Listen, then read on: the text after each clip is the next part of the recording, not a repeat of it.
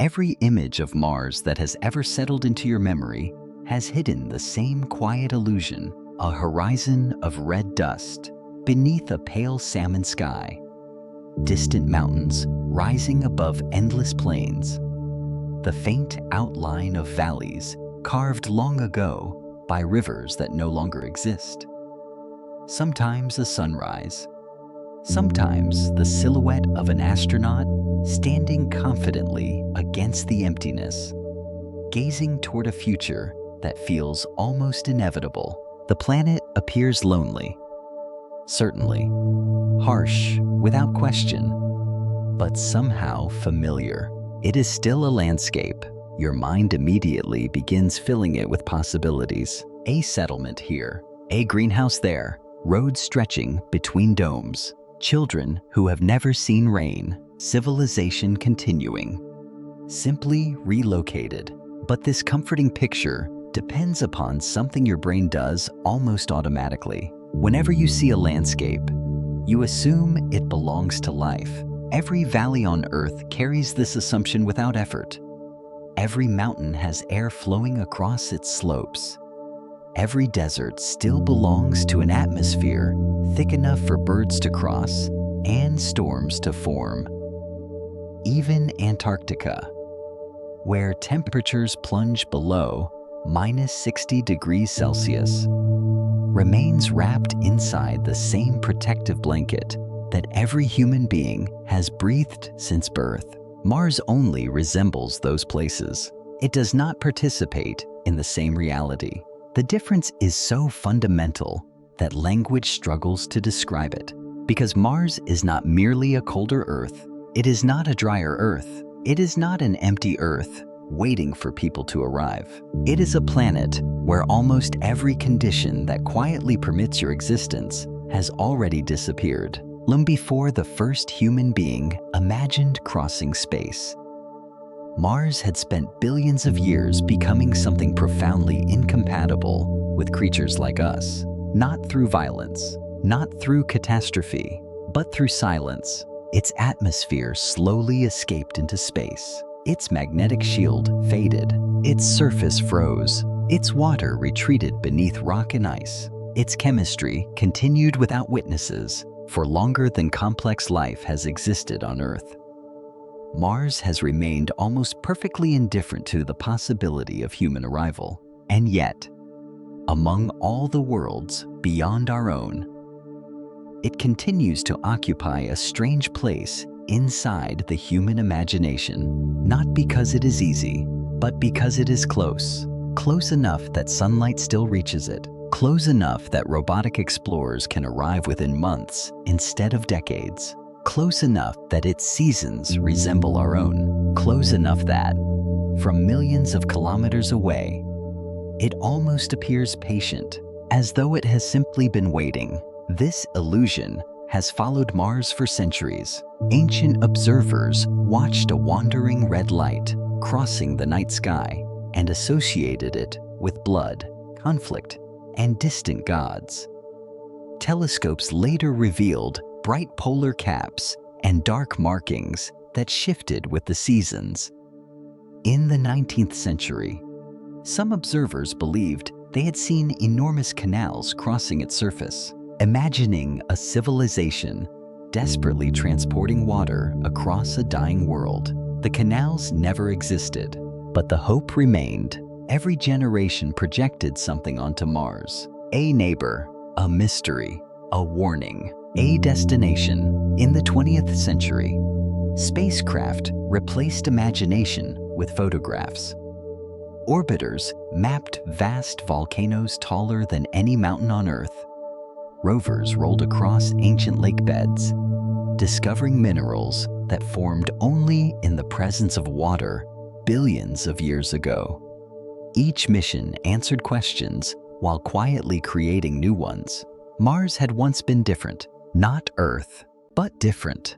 Enough rivers to carve valleys, enough lakes to leave sediments, enough warmth, perhaps briefly, for liquid water to persist across parts of its surface.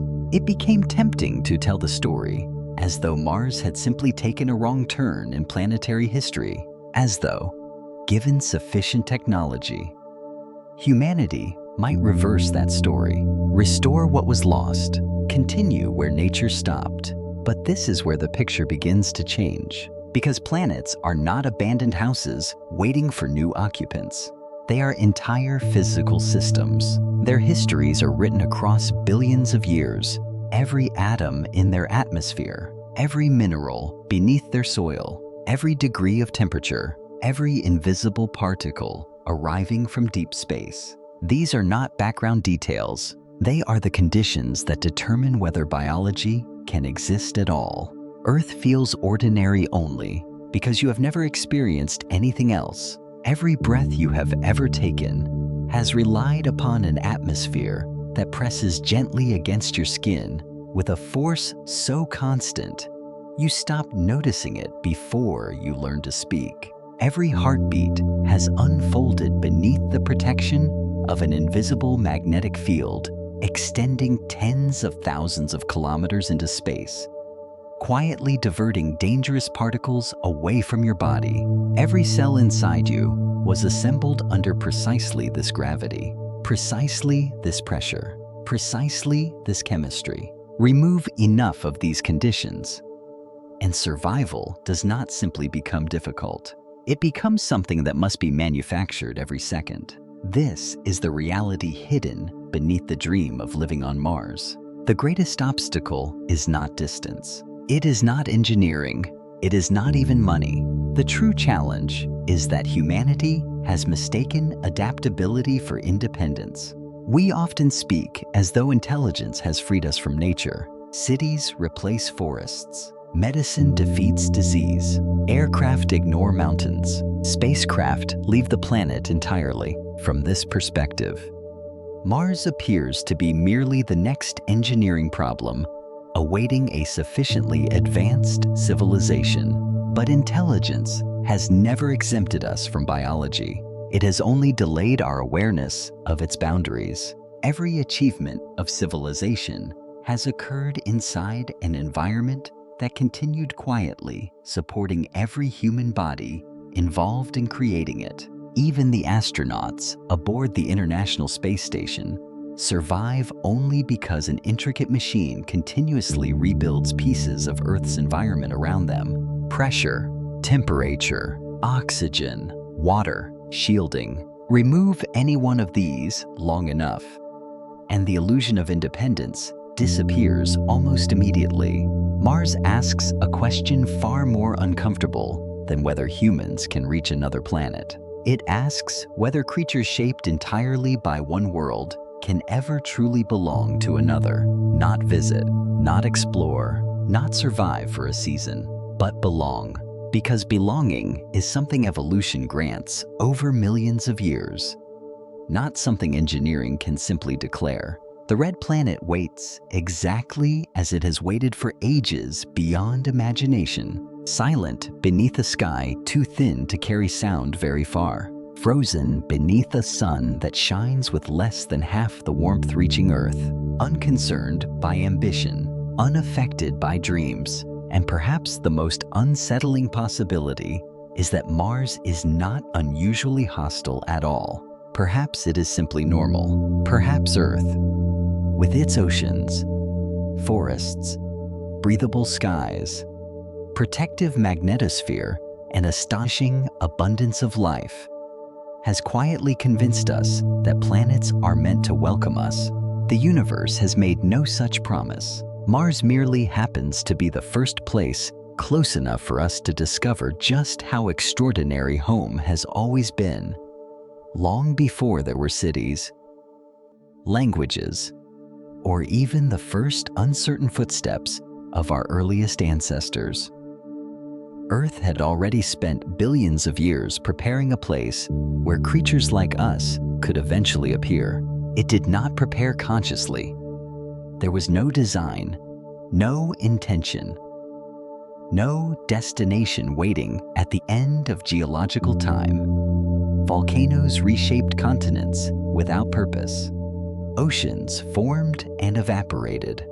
the atmosphere transformed through countless chemical exchanges. Tiny organisms altered the composition of the air long before anything possessed eyes to see the sky they were creating for nearly 4 billion years. Life and planet slowly changed one another. Every generation inherited a world that was only slightly different from the one before it. Those differences accumulated almost imperceptibly until the Earth itself became an extension of biology, and biology became an extension of Earth. You are one consequence of that relationship. Every organ inside your body carries assumptions about this planet. Your lungs assume that oxygen makes up roughly 1/5 of the surrounding air. Your heart assumes gravity will pull blood downward with a familiar force. Your kidneys assume water will remain liquid across an ordinary range of temperatures. Your skin assumes atmospheric pressure will press gently against it every second of your life. None of these assumptions are conscious. They exist because every ancestor who violated them simply disappeared. Evolution is often described as man's adaptation. But adaptation has limits that are easy to misunderstand. It does not create organisms capable of thriving anywhere. It creates organisms exquisitely specialized for somewhere. A camel survives where a horse struggles. A whale flourishes where a wolf would drown. A cactus stores water that would rot the roots of an oak tree. Each appears remarkably resilient until removed from the environment that quietly defines its success. Human beings often imagine themselves as exceptions. We cross oceans in ships, deserts in vehicles, mountain ranges in aircraft. We survive polar winters inside insulated stations and tropical heat within climate-controlled buildings. Compared with every other species we know, our flexibility seems almost limitless, but our technology can sometimes conceal what our biology has never changed. The pilot crossing the Atlantic still breathes Earth's atmosphere. The diver descending beneath the sea carries compressed versions of Earth's gases. The scientist working through an Antarctic winter remains wrapped inside clothing that recreates conditions the human body recognizes. Every technological triumph is, in a sense, an elaborate attempt to keep bringing Earth with us. We rarely notice this because Earth has become invisible through familiarity. Stand outside on a calm afternoon. You do not feel the atmosphere pressing upon your body with a force of around 1 kilogram on every square centimeter of your skin. Yet, the total pressure surrounding an adult amounts to many tons, balanced perfectly because the fluids and gases inside your body push outward with equal force. It is an equilibrium so complete that it disappears from awareness. Only when that pressure vanishes does its importance become impossible to ignore. The same is true of gravity. Children learn that objects fall. Adults rarely think about the countless biological processes that depend upon that simple observation. Bones continuously rebuild themselves in response to weight. Muscles maintain their strength because every movement resists gravity. The heart has evolved to circulate blood through a body standing upright beneath exactly this level of acceleration. Gravity is not merely something acting upon us. It is something acting within us. Even the bacteria inhabiting your digestive system have evolved under Earth's gravitational field. The deeper scientists investigate biology, the more they discover that life is not simply composed of cells and molecules. It is composed of relationships with an environment that has remained astonishingly stable for millions of years. Earth rotates every 24 hours, establishing rhythms that shape sleep, hormones, metabolism, and behavior. Its axial tilt creates seasons gentle enough for ecosystems to recover. Its large moon stabilizes that tilt over immense stretches of time, preventing dramatic climatic swings that might otherwise interrupt the long continuity complex life requires. The magnetic field shields the atmosphere from much of the relentless solar wind. The atmosphere itself filters harmful ultraviolet radiation while retaining enough warmth to keep oceans liquid. Clouds redistribute water around continents. Ocean currents transport heat across hemispheres. The planet is not merely beneath us, it is participating in every moment of our existence. Most of this participation occurs beyond perception. The healthiest human being alive cannot consciously regulate the chemistry of every cell, the balance of atmospheric gases, or the protection provided by the magnetosphere. Those services are supplied automatically by a planet that has spent billions of years settling into a remarkable state of dynamic balance. This is why astronauts returning from only a few months in orbit often require rehabilitation, although they remained inside carefully engineered spacecraft filled with breathable air, drinkable water, and controlled temperatures. The subtle absence of gravity alone began changing muscles, bones, vision, and circulation. The body had not forgotten Earth. It had begun struggling without one of Earth's quiet constants. Now imagine multiplying that challenge. Imagine replacing familiar gravity with a weaker one that never allows complete adaptation. Replacing blue skies with suspended dust. Replacing oceans with chemically hostile soil. Replacing weather with an atmosphere too thin to carry ordinary life. Replacing abundant biological ecosystems with absolute sterility. The difference is no longer one variable. It becomes the entire operating system of life. Yet optimism has always been one of humanity's defining strengths. Throughout history, every impossible frontier has eventually become familiar. Mountains, once considered impassable, now carry highways. Continents separated by oceans became connected through navigation and aviation.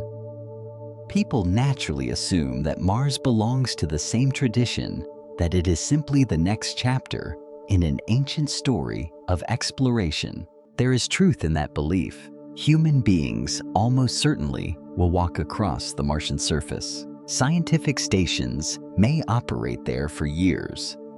Permanent habitats may eventually appear beneath layers of protective regolith or within lava tubes carved by ancient volcanic activity. Children alive today may witness the first true settlement beyond Earth. But settlement and belonging are different ideas. A research station in Antarctica is occupied. It is not inhabited in the biological sense. Every crate of food, every liter of fuel, every replacement filter reminds its occupants that they remain visitors inside an environment that has never accepted them. Mars extends that reality beyond anything experienced on Earth. There are no rescue aircraft, no nearby hospitals, no forests to harvest, no rivers to purify, no breathable valleys hidden beyond the next ridge. Everything that keeps a human alive must either be carried from another planet or manufactured continuously using systems that themselves require maintenance. Energy and replacement. The smallest interruption echoes through every other system. A damaged seal threatens atmospheric pressure. A failed water recycler threatens hydration. A malfunctioning greenhouse threatens nutrition. Nothing exists independently. Everything depends upon everything else. On Earth, civilization rests upon nature. On Mars, civilization must replace nature. That distinction may become the defining challenge of an interplanetary species. Because when people speak of making humanity multi-planetary, they often imagine multiplying civilization. In reality, they may first need to reproduce an entire planetary environment. Piece by fragile piece. And the deeper this truth is examined, the more extraordinary Earth begins to appear. Its atmosphere is not merely convenient. Its gravity is not merely comfortable. Its ecosystems are not merely beautiful. They are components of an unimaginably complex support system that has operated continuously for geological ages, asking nothing in return except that life remain within its boundaries. Mars possesses almost none of these gifts. It offers rock, ice buried beneath dust, a thinner sunlight, an older silence, and somewhere within that silence lies a question that grows increasingly difficult to ignore. If every cell in your body is, in some profound sense, an expression of Earth itself, what exactly remains of humanity when Earth can no longer reach you for centuries? Mars has occupied an unusual place in the human imagination because it is just familiar enough to encourage a dangerous misunderstanding. It has seasons, it has polar ice, it has clouds, it has mountains, deserts, canyons, and dust storms. Seen through a telescope, it appears less like an alien world than an older, quieter version of our own. The resemblance is powerful because the human brain evolved to recognize patterns long before it learned to recognize physics. Show someone a rocky horizon beneath the sky, and the mind instinctively begins searching for life. It imagines the feel of the ground beneath its feet. It imagines wind carrying distant sounds. It imagines weather arriving over the horizon. It imagines Earth. Mars quietly refuses every one of those expectations. Its skies are real. Its landscapes are real. But the invisible conditions that give landscapes meaning on Earth are almost entirely absent. This is where the illusion begins to dissolve. The average distance between Earth and Mars is often described as around 225 million kilometers. But numbers alone fail to capture what that actually means. Imagine leaving Earth at the speed of a commercial airliner, without stopping, without turning back, flying every hour of every day. The journey would last for decades. Even the fastest spacecraft humanity has built require many months, carefully following orbital paths dictated not by desire, but by gravity itself.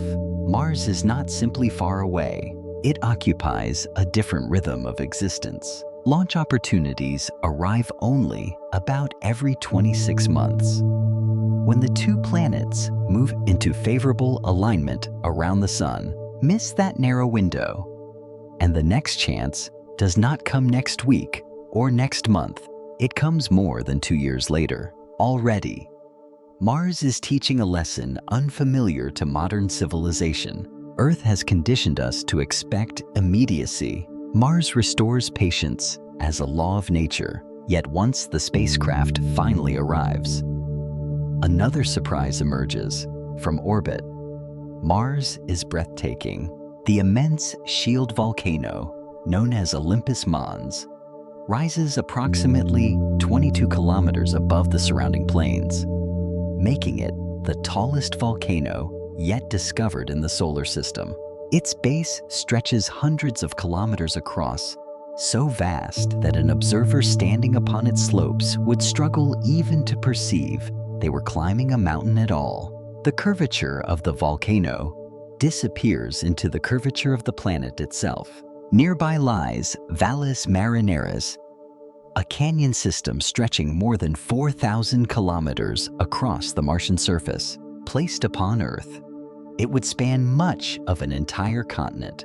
Its cliffs descend several kilometers into darkness, exposing layers of geological history written long before multicellular life appeared on our own planet. These landscapes inspire wonder because they reveal a world shaped by immense natural forces: volcanoes, floods, glaciers, ancient rivers, impact craters, Everything suggests activity, everything suggests history, and history invites another assumption. If Mars once possessed rivers, perhaps it once possessed life. Scientists have spent decades investigating precisely this possibility. The evidence is compelling. Though incomplete, orbital observations and rover missions have discovered minerals that form only in the presence of liquid water. Ancient deltas preserve the outlines of rivers that flowed billions of years ago. Sedimentary rocks reveal lake beds that remain stable long enough for fine layers of mud to accumulate over immense spans of time. The robotic explorer's spirit, opportunity, curiosity, and perseverance have each added another fragment to the story. Mars was once wetter, warmer, more geologically active. Exactly how hospitable remains uncertain, but few planetary scientists now doubt that early Mars differed profoundly from the frozen desert we observe today. This discovery transformed Mars from a dead planet into something perhaps more unsettling. A planet that died. That distinction changes everything, because death implies loss somewhere in its distant past. Mars possessed conditions capable of sustaining flowing water across its surface. Then, over hundreds of millions of years, those conditions faded. Its interior cooled. Its global magnetic field weakened and eventually disappeared.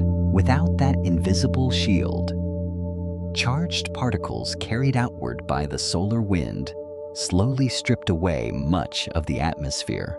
Pressure declined, surface temperatures fell, liquid water became increasingly unstable. The planet did not collapse overnight. It simply became less forgiving.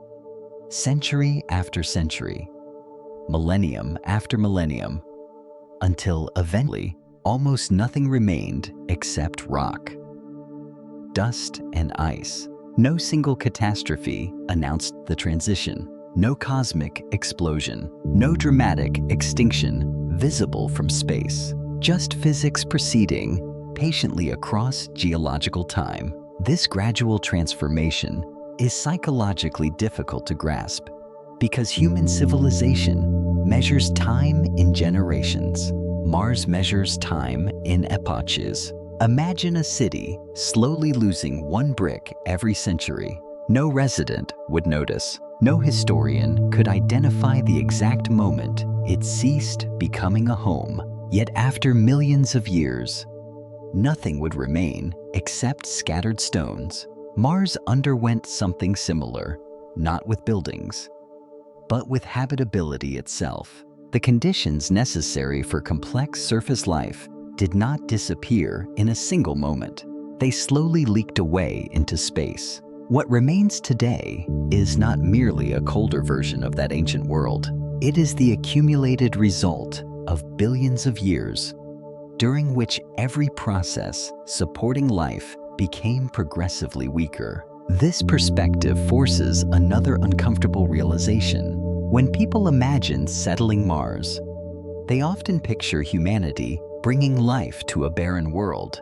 But in another sense, the opposite is true. Every habitat we construct would represent an attempt to recreate conditions Mars itself once possessed naturally. Pressurized air, liquid water, stable temperatures, radiation protection. These are not futuristic luxuries. They are fragments of an ancient planetary environment that disappeared long before human beings evolved. We would not be inventing a new world. We would be endlessly rebuilding pieces of an old one. And rebuilding is very different from belonging. There is another illusion hidden within photographs of Mars. Most images are captured by highly sophisticated cameras, carefully exposed, color balanced, and transmitted across millions of kilometers. The landscapes appear crisp and inviting. The horizon seems calm. The dust almost resembles fine sand beneath the late afternoon sky. But photographs cannot easily convey absence. They cannot show the near total lack of atmospheric pressure pressing against the surface. They cannot reveal that every uncovered breath would be impossible. They cannot express the extraordinary dryness of an environment where exposed liquid water cannot remain liquid for long. They cannot communicate silence on Earth. Silence is rarely complete. Even deserts possess insects. Mountains carry wind. Forests whisper with leaves. Oceans breathe against distant shores. Mars possesses wind. Certainly, its global dust storms can envelop the planet, yet the atmosphere is so thin that the sound those winds produce is faint, subdued, and strangely empty. The rovers have recorded it, not the roaring gale one might imagine. Instead, something softer, a whisper passing through an atmosphere that barely exists. It is perhaps the sound of absence itself. This is where scientific understanding begins to alter emotional perception. Mars is no longer merely another destination. It becomes evidence. Evidence that planets can resemble Earth while lacking almost every quality that makes Earth alive. Evidence that habitability is not the default state of rocky worlds. Evidence that biological comfort may be among the rarest conditions in the universe. Because the more astronomers discover about planets orbiting distant stars, the more varied those worlds become. Some are scorched by relentless heat. Others are frozen beneath eternal darkness. Some possess crushing atmospheres. Others have almost none. Many occupy stable orbits. Many do not. Mars is simply the nearest reminder that rocky planets are common. Living planets may not be from a distance. The red planet continues to tempt us with familiarity. It still has dawn. It still has mountains. It still turns beneath the same sun that warms Earth. But the closer science examines that resemblance, the more it dissolves into something else.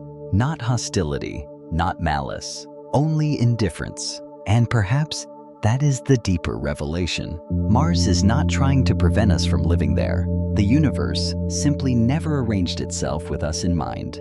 Its valleys were carved without expectation of footsteps. Its skies faded without concern for lungs. Its silence accumulated long before language existed. And within that silence lies the first truly unsettling lesson of becoming an interplanetary species.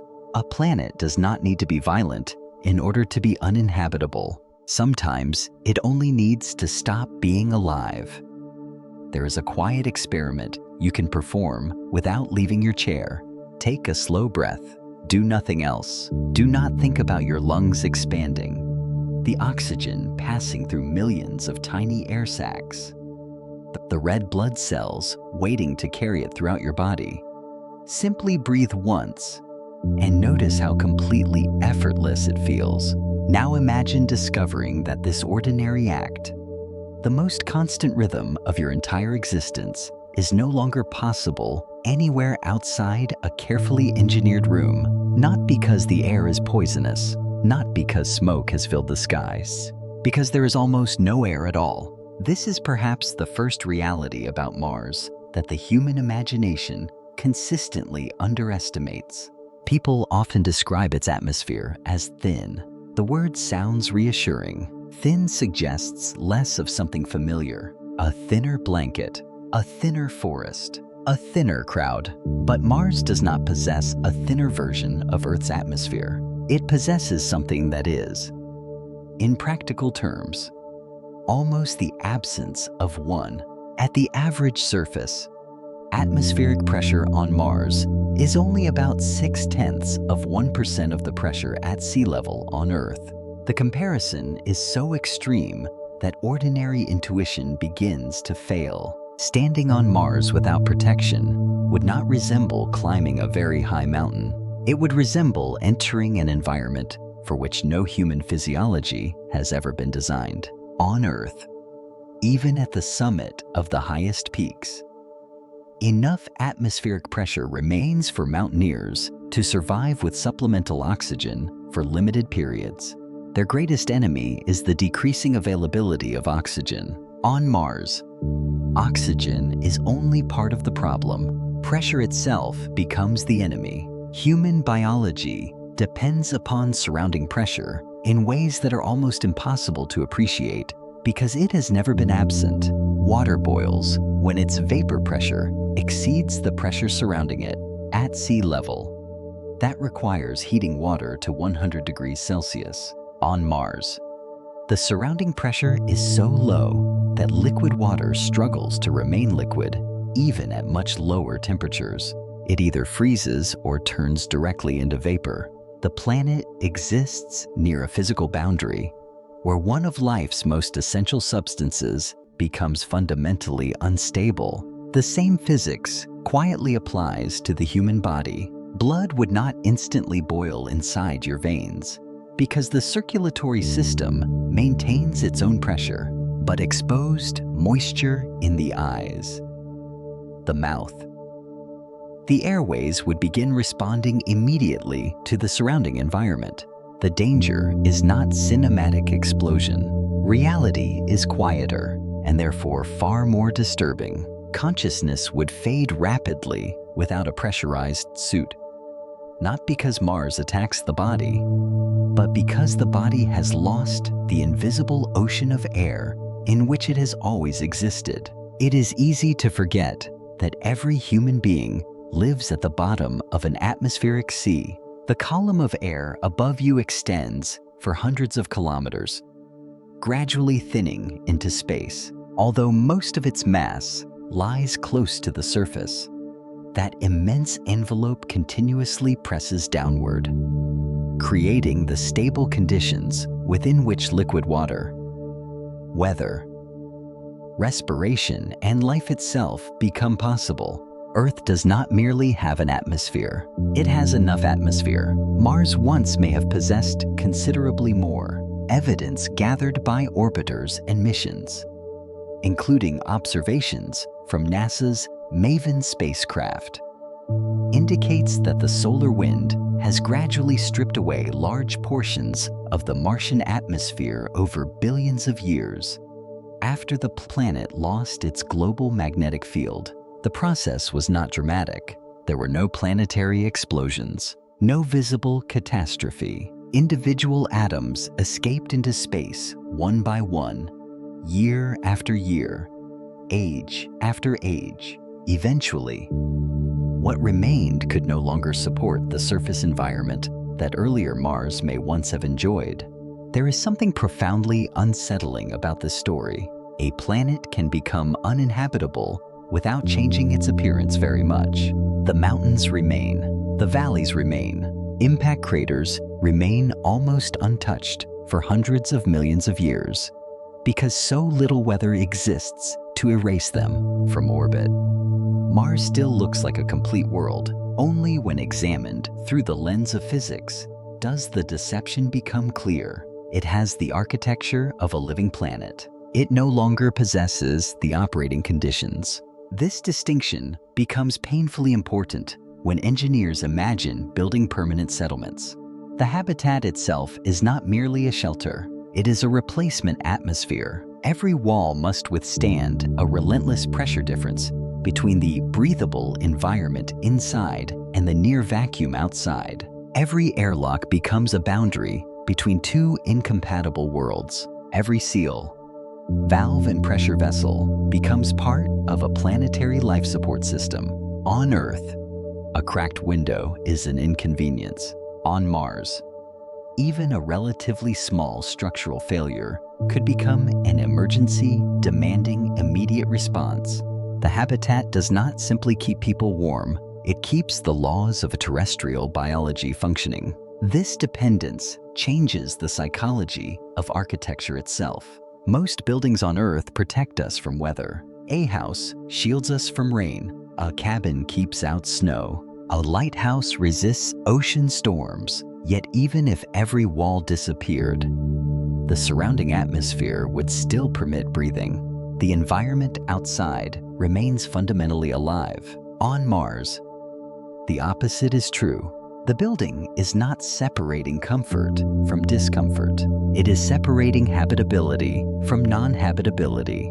The room becomes a tiny island of Earth, suspended inside an alien physical reality. That realization quietly transforms every ordinary activity. Opening a door, repairing a pipe, replacing an air filter, inspecting a pressure gauge. These tasks would no longer represent routine maintenance. They would become acts of environmental preservation. Future Martian engineers may spend much of their lives maintaining conditions that people on Earth receive freely from the planet itself.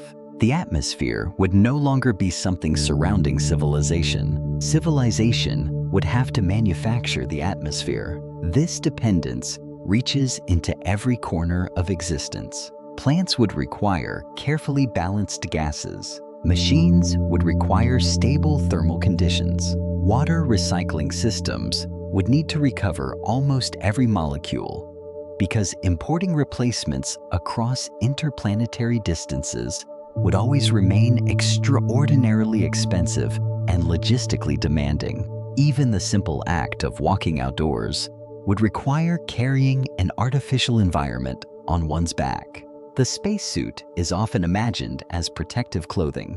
In reality, it is a miniature spacecraft. It provides pressure, oxygen, temperature regulation, carbon dioxide removal, and communication while standing only a few meters from home. The explorer stepping onto Martian soil would not truly be exposed to Mars. They would be carrying Earth around themselves.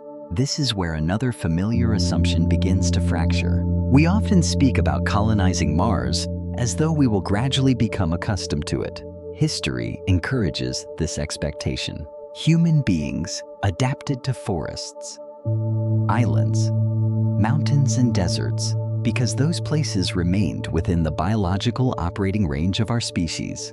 Mars lies outside that range altogether. No amount of experience changes the pressure of its atmosphere. No generation of practice teaches unprotected lungs to function where there is effectively nothing to breathe. No cultural tradition rewrites the laws governing liquid water. Adaptation, in the evolutionary sense, requires immense spans of time and countless generations under selective pressure. Engineering can bridge the gap for individuals. It cannot erase the gap itself, and the gap is larger than most people realize, because once atmospheric pressure disappears, another question immediately follows.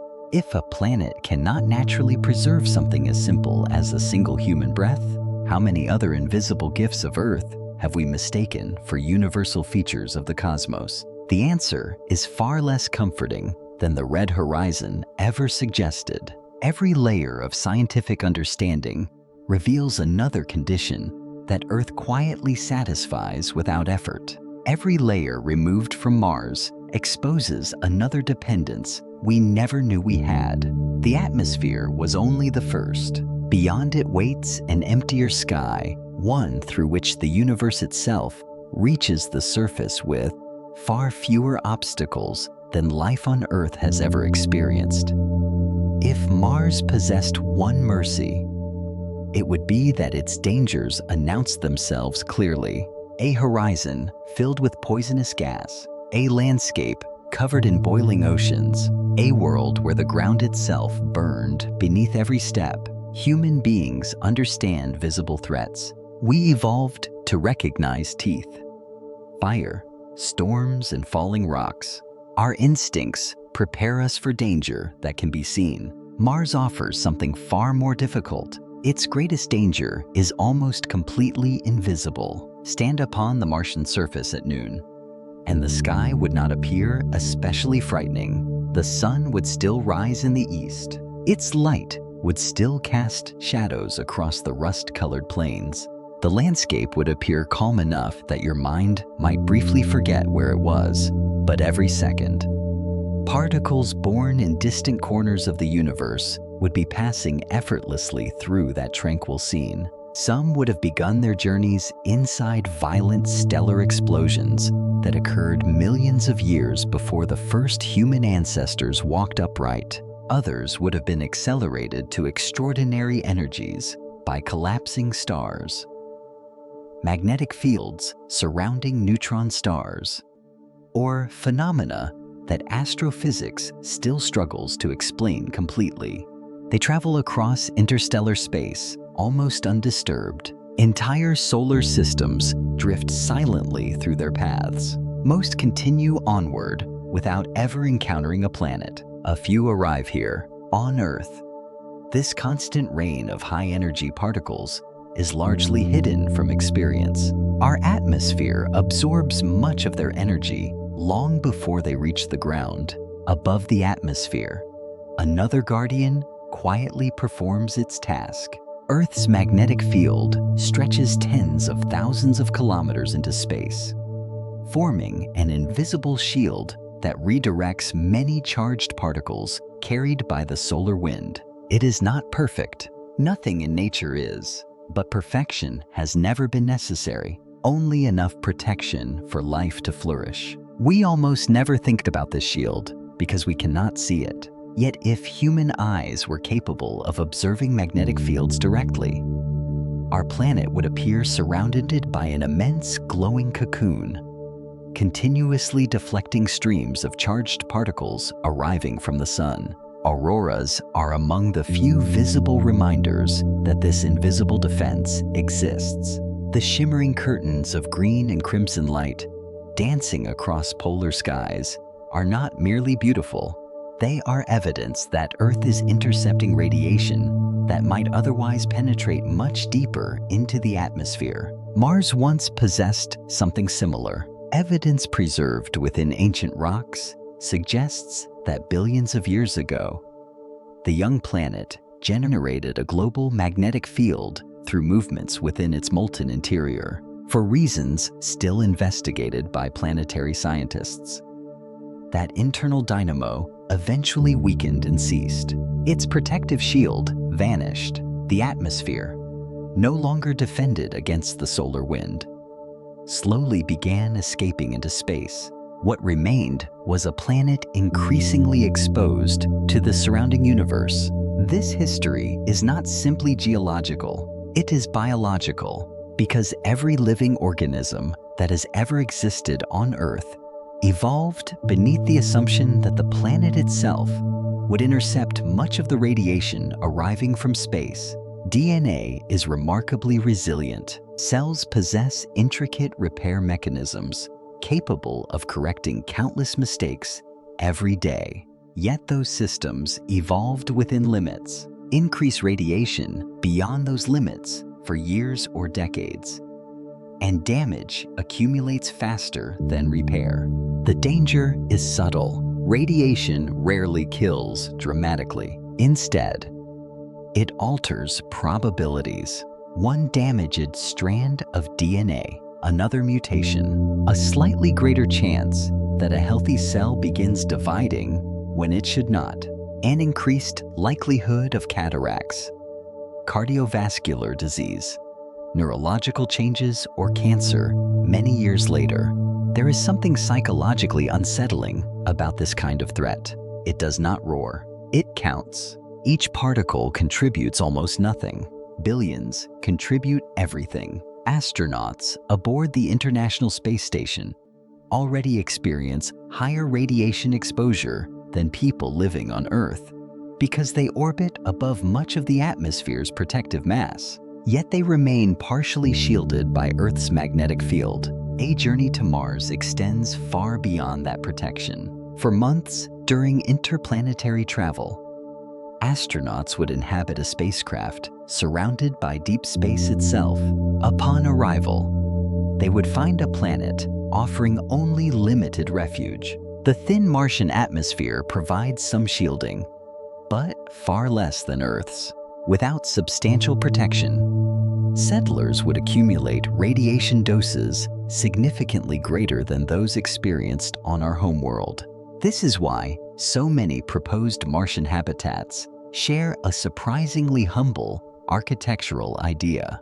Go underground, not for mystery, not for aesthetics, for geology. Several meters of Martian soil, known as regolith, can absorb a considerable fraction of incoming radiation. Ancient lava tubes, enormous tunnels left behind by flowing volcanic rock, billions of years ago may one day become natural shelters precisely because they place layers of stone between human biology and the open sky. The image is quietly ironic. For centuries, humanity associated caves with prehistory. On Mars, advanced civilization may retreat underground once again, not because technology has failed, because physics has remained unchanged. The deeper one studies these plans, the more they resemble an inversion of civilization itself. On Earth, cities rise upward, skyscrapers celebrate height, observation decks promise broader horizons, glass walls invite sunlight inside. Mars encourages the opposite. Habitats buried beneath meters of dust, living quarters enclosed within rock, minimal windows, limited exposure. The safest place becomes the one least connected to the surface. Even agriculture reflects this reversal. Future greenhouses cannot simply consist of transparent glass exposed to the open sky. Too much radiation reaches the surface. Designers must balance the need for sunlight against the need for shielding.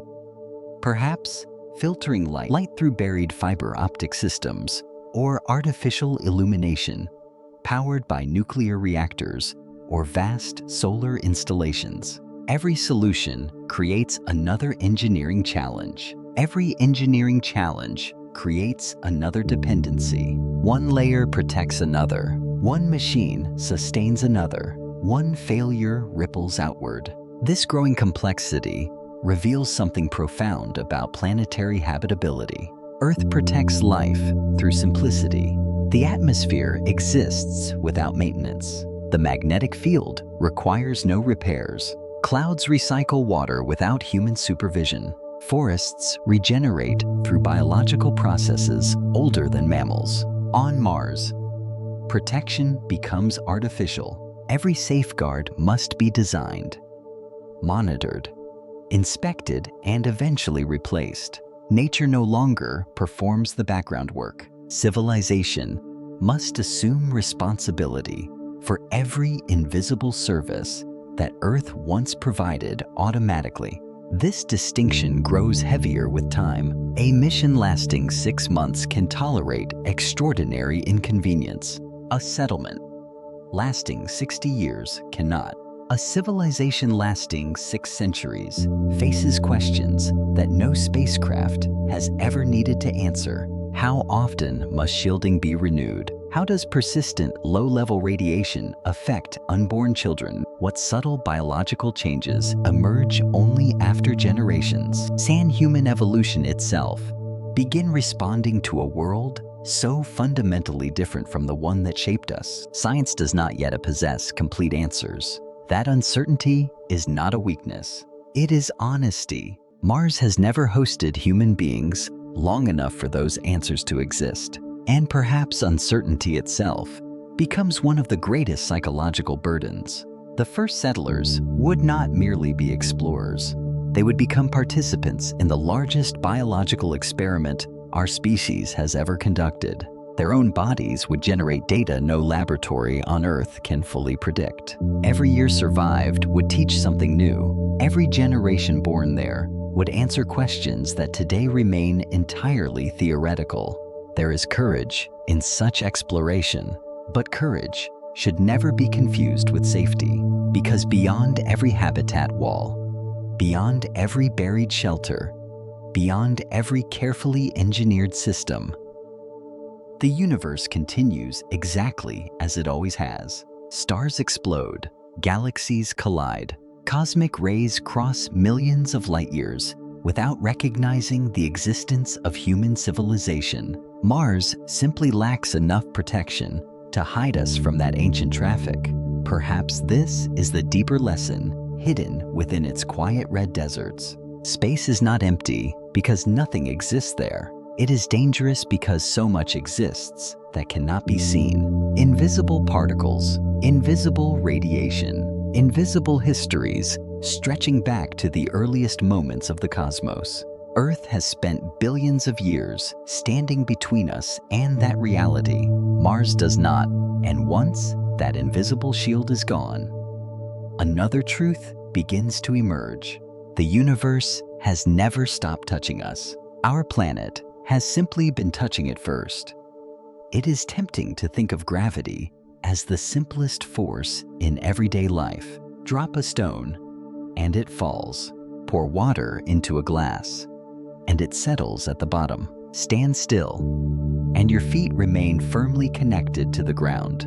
Gravity feels so obvious that it rarely invites curiosity. Yet among all the invisible conditions that have shaped humanity, gravity may be the one we understand least through experience. Because you have never known anything else, every heartbeat you have ever experienced has unfolded beneath exactly one gravitational pull. Every step you have ever taken has been calculated by a nervous system that learned, from infancy onward, precisely how much the Earth would pull you downward. Even before birth, your body was developing inside a womb that itself existed within Earth's gravitational field.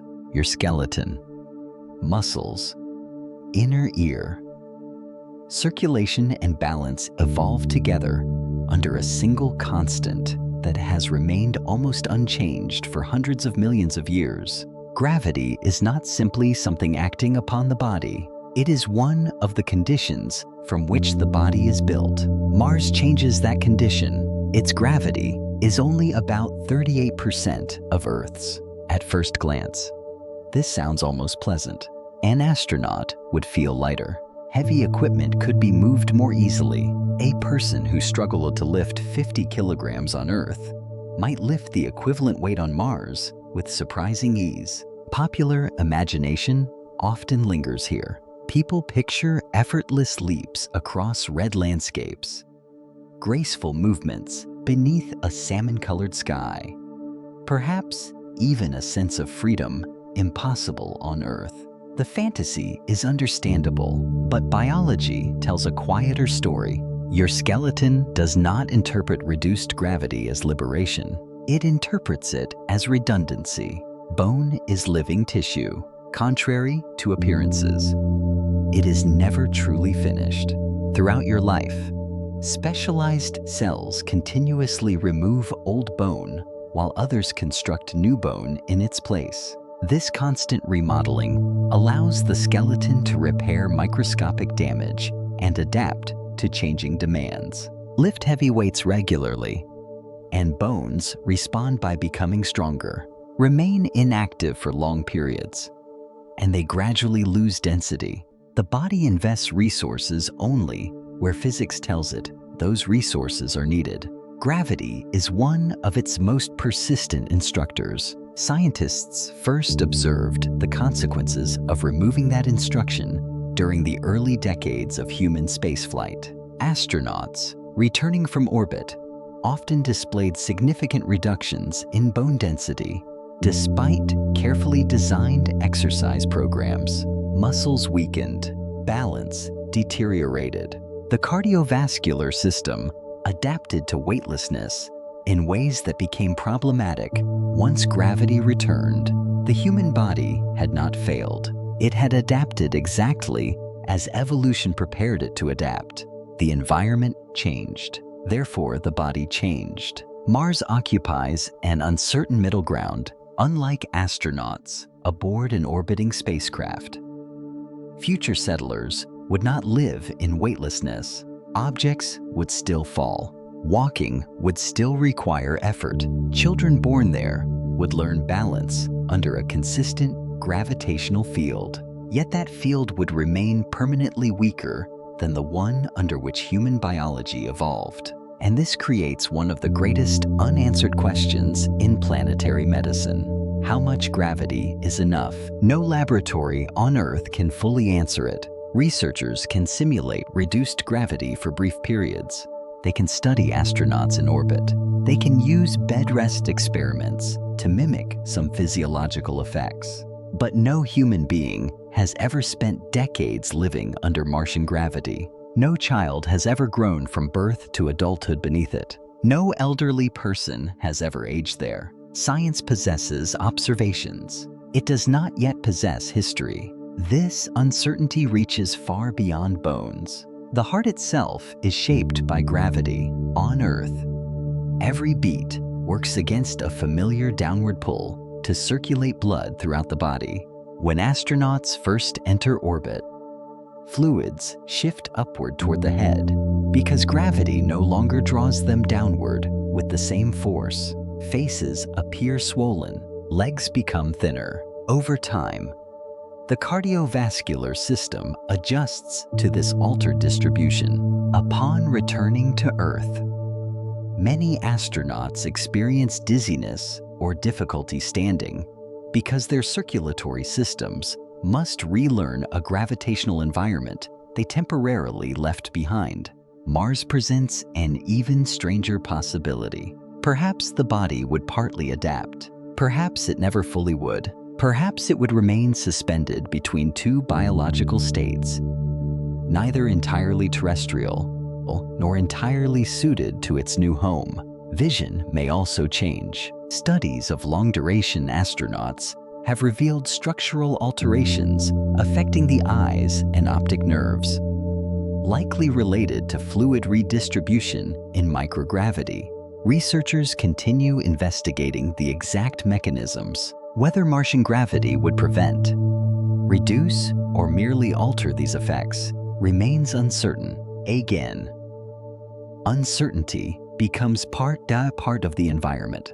The settlers themselves would become the experiment. Even the immune system appears sensitive to altered gravity. Experiments conducted during space missions suggest that immune responses may change during prolonged exposure to microgravity, while certain microorganisms behave differently under those conditions. The biological relationships that seem stable on Earth may not remain identical elsewhere. Life evolved as an integrated system, change one constant, and countless other interactions quietly begin shifting. There is something profoundly humbling about this. For centuries, humanity imagined the body as a machine. Replace damaged parts, supply fuel, repair failures, continue operating. Modern biology paints a subtler picture. The human organism resembles an ecosystem more than a machine. Billions of cells cooperate continuously with trillions of microorganisms, guided by hormones, electrical signals, mechanical forces, and environmental cues. Gravity is woven into many of those conversations. Remove part of it, and the conversation changes. Perhaps nowhere does this become more emotionally significant than when considering future generations. A person traveling to Mars as an adult carries an Earth-built body into another world.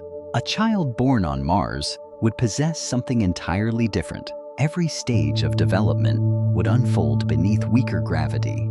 Bones would form differently. Muscles might grow differently. The vestibular system within the inner ear, the structure responsible for balance and orientation, would calibrate itself to another planet from the very beginning. If such a child later traveled to Earth, our world might feel crushing. Standing upright beneath full terrestrial gravity could require months of adaptation. If adaptation proved possible at all, running might become exhausting. Simple movements could resemble carrying enormous weights. Home would no longer feel natural. This possibility quietly transforms the meaning of colonization. The first generation may still think of Earth as home. The second may remember it only through stories. The third may never possess bodies truly designed for it. Without intention, humanity could begin dividing into populations shaped by different planets, not through culture alone, through biology. Evolution does not pause because civilization becomes advanced. It simply proceeds more slowly than history. Millions of years created Homo sapiens on Earth. Given enough time and isolation, different worlds could begin writing different chapters of that story. Whether those chapters ever unfold remains unknown. Mars may never host populations large enough or stable enough for such changes to accumulate. Yet the possibility itself reveals how deeply environment shapes identity. We often imagine that humanity carries itself wherever it travels. In reality, humanity carries Earth. Our bodies are compressed records of one planet's history. Every chromosome, every organ, every reflex reflects conditions that persisted across geological time. When we leave Earth, those records do not disappear, but they begin encountering a reality they were never written to describe. This is why gravity may prove more consequential than it first appears. Radiation threatens health. Atmospheric pressure threatens immediate survival. Gravity quietly influences what kind of humans can exist at all. Its effects accumulate without spectacle. A slightly weaker skeleton, a subtly altered circulation, a childhood spent beneath a lighter sky.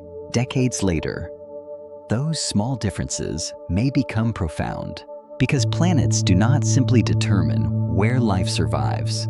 They participate in deciding what life becomes. And Mars, with its patient, diminished gravity, offers not merely another place to stand, it offers another definition of standing itself. The deeper science looks into that possibility, the less the future resembles a simple migration.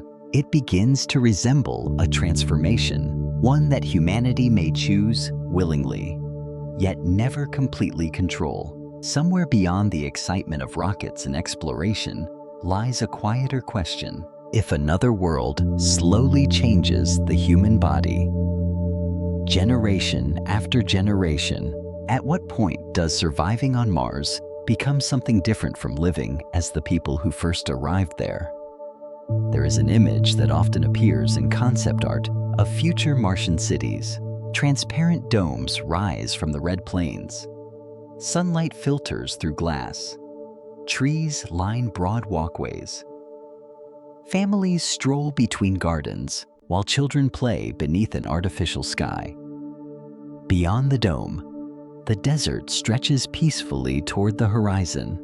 It is a beautiful vision. Perhaps one day, some version of it will exist. But hidden beneath every illustration is a reality far more fragile than the image allows. Nothing inside that dome would exist because Mars permits it. Everything would exist because an uninterrupted chain of machines had refused to stop working. This is the hidden implication that slowly changes the entire meaning of living on another planet. Civilization on Earth is built upon nature. Civilization on Mars must replace nature. The distinction sounds subtle. In practice, it changes everything. On Earth, every city depends upon systems. Power stations fail, water pipes break, harvests fluctuate, supply chains become disrupted. Yet beneath all of those human systems lies a deeper foundation that continues operating almost independently of civilization itself. The atmosphere remains breathable, whether governments succeed or collapse. Rain continues falling. Plants continue producing oxygen. The oceans keep evaporating and condensing water. Microorganisms continue recycling nutrients beneath every forest and every field.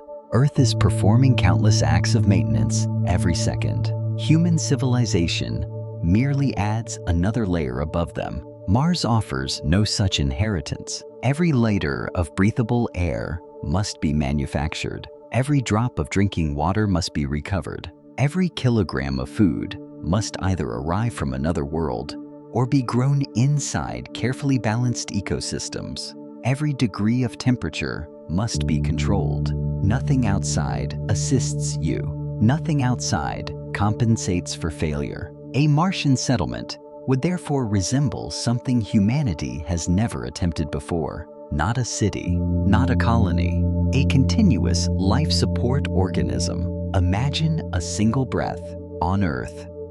That breath begins in forests, oceans, algae, bacteria, weather systems, and geological cycles operating across an entire planet. On Mars, the same breath might begin inside an electrolyzer, separating oxygen from water. The water itself may have been extracted from buried ice. The electricity powering the system may come from nuclear reactors or solar farms stretching across kilometers of desert. Carbon dioxide exhaled by one person could be captured, processed, and reused by another system, growing vegetables inside a greenhouse. Wastewater would enter purification units designed to recover nearly every usable molecule. Nothing could be treated as disposable. The settlement would become a giant recycling machine because replacement is extraordinarily expensive when replacement must cross interplanetary space. On Earth, abundance often hides inefficiency. A leaking tap wastes water. A broken refrigerator spoils food. A damaged power line interrupts electricity. These are inconveniences. On Mars, inefficiency becomes existential.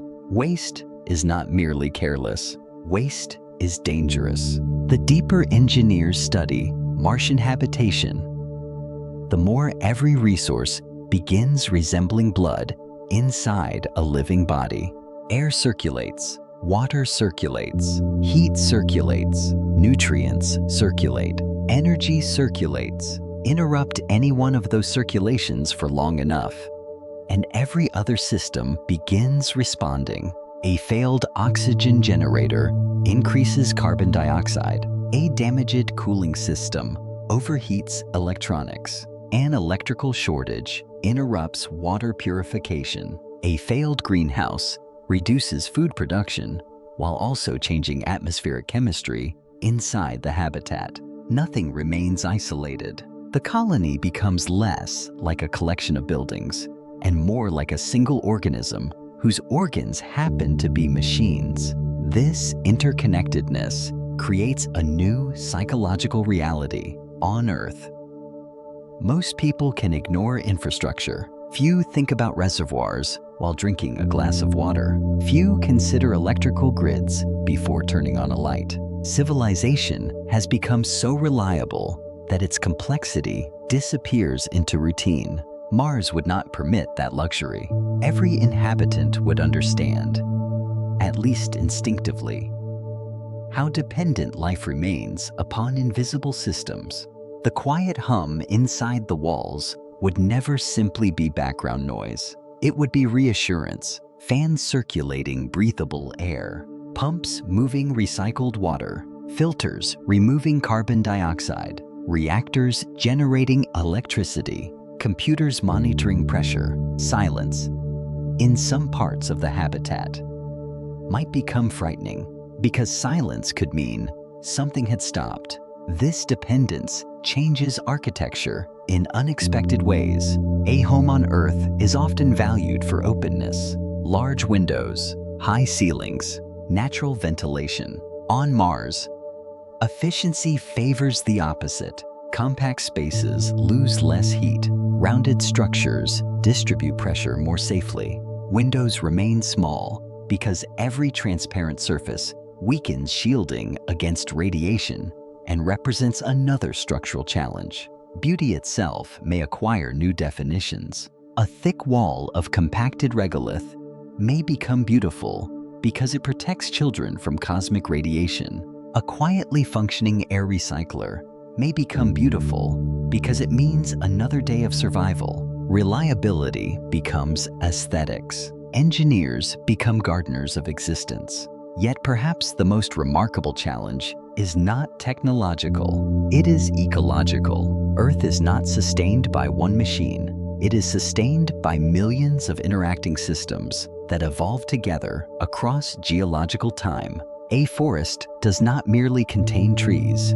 It contains fungi exchanging nutrients through underground networks, insects pollinating flowers, bacteria decomposing fallen leaves, predators regulating herbivores, weather distributing seeds, microorganisms fixing nitrogen. Every ecosystem is a conversation involving countless participants. Human beings usually notice only the largest voices.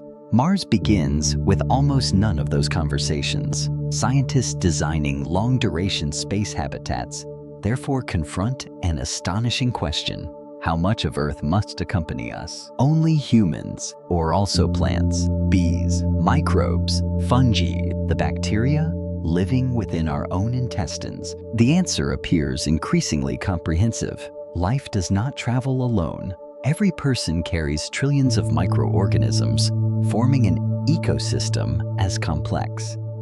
In many respects, as a rainforest, many are essential for digestion, immunity, and health. A Martian settlement would therefore import not only humanity, but an invisible biosphere.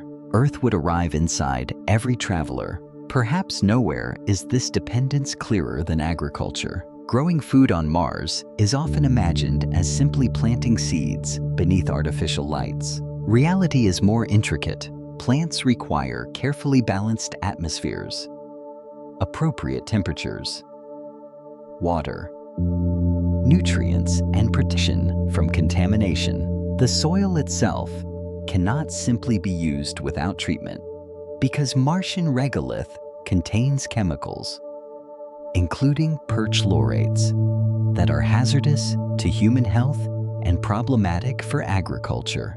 Future farms may rely largely upon hydroponics or other controlled cultivation systems rather than ordinary fields. Every tomato, every leaf of lettuce, every grain harvested would emerge from an environment entirely engineered by human hands.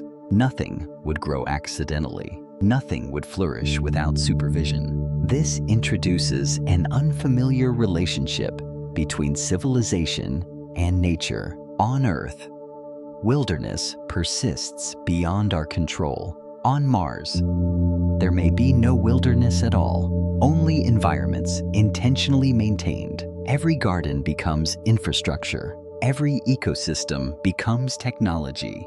And technology, unlike evolution, requires maintenance. Years become decades. Decades become generations. Components wear out. Metals fatigue. Electronics age. Filters clog. Software becomes obsolete. Replacement parts must either be manufactured locally, using increasingly sophisticated industries, or transported across millions of kilometers of space. A Martian civilization, therefore, cannot remain permanently dependent upon Earth. Eventually, it must learn to build the machines that build the machines. The colony must become self-sustaining, not only biologically, but industrially. This may prove one of the greatest engineering transitions in human history, because self-sufficiency is not achieved by producing oxygen alone. It requires mining, metallurgy, chemistry, manufacturing, medicine, education, scientific research, governance, culture. Every layer of civilization must gradually emerge beneath a sky that contributes almost nothing to the process. This is where the dream of Mars quietly changes character. It is no longer merely about surviving on another planet. It becomes about recreating, piece by painstaking piece, the invisible foundations that Earth assembled freely over billions of years. And perhaps that is the most humbling implication of all. Human intelligence is extraordinary. It can design habitats, recycle water, split molecules, and cross interplanetary space. Yet all of those achievements may still amount to an elaborate attempt to imitate what an ordinary afternoon on Earth provides without effort. The wind moving through trees, the pressure against your skin, the unseen bacteria enriching fertile soil, the atmosphere surrounding every breath. Mars reminds us that these are not ordinary things. They're ancient gifts from a living planet. A colony may reproduce them, a civilization may preserve them, but it will never receive them as freely as Earth once did. The longer one contemplates this, the stranger our own world becomes.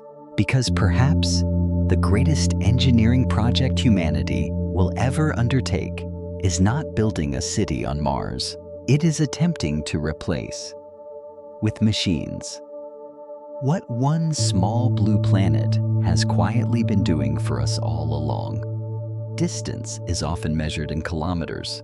Astronomers measure it in astronomical units and light years. Engineers measure it in fuel, velocity, and orbital mechanics. But none of those measurements fully describe what distance feels like. Psychological distance obeys different laws. A child can stand only a few meters from home and still feel completely lost. A sailor may spend months crossing an ocean while remaining emotionally connected to the continent behind him.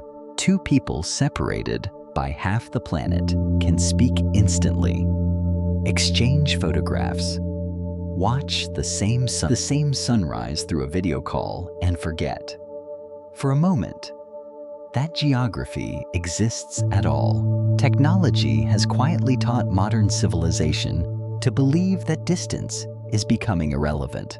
Mars dismantles that belief with extraordinary patience. When the first permanent settlers eventually arrive, they will not merely be living farther from Earth than anyone before them. They will inhabit a different rhythm of human existence. The conversation between two planets will never be immediate. This is not an engineering limitation. It is a consequence of the structure of the universe itself. Nothing carrying information can travel faster than light. Not radio, not lasers, not the most advanced communication system humanity is ever likely to build. Even light has limits. When Earth and Mars happen to occupy favorable positions in their orbits, a radio signal may require only a few minutes to cross the gap. When the two worlds drift to opposite sides of the sun, that same message may take more than 20 minutes to arrive. A simple question, 20 minutes. A simple reply, another 20 minutes. A conversation that feels effortless on Earth becomes something entirely different. It becomes correspondence. Imagine stumbling while repairing an airlock. Imagine discovering a medical symptom no physician on Mars has encountered before. Imagine a software failure inside a life support system on Earth. Expertise arrives almost instantly. A phone call, a video conference, a specialist halfway around the world. On Mars, expertise arrives at the speed of light, no faster. Advice cannot interrupt unfolding events. It can only arrive after they have already begun.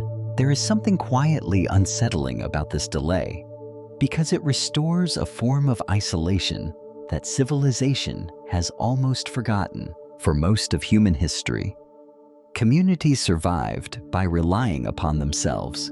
A storm destroyed the bridge. The nearest city lay weeks away. A harvest failed. Help would arrive, if it arrived at all. After the crisis had already changed lives, modern communication dissolved much of that psychological isolation. Mars returns it, only now. The separation is not measured in forests or oceans.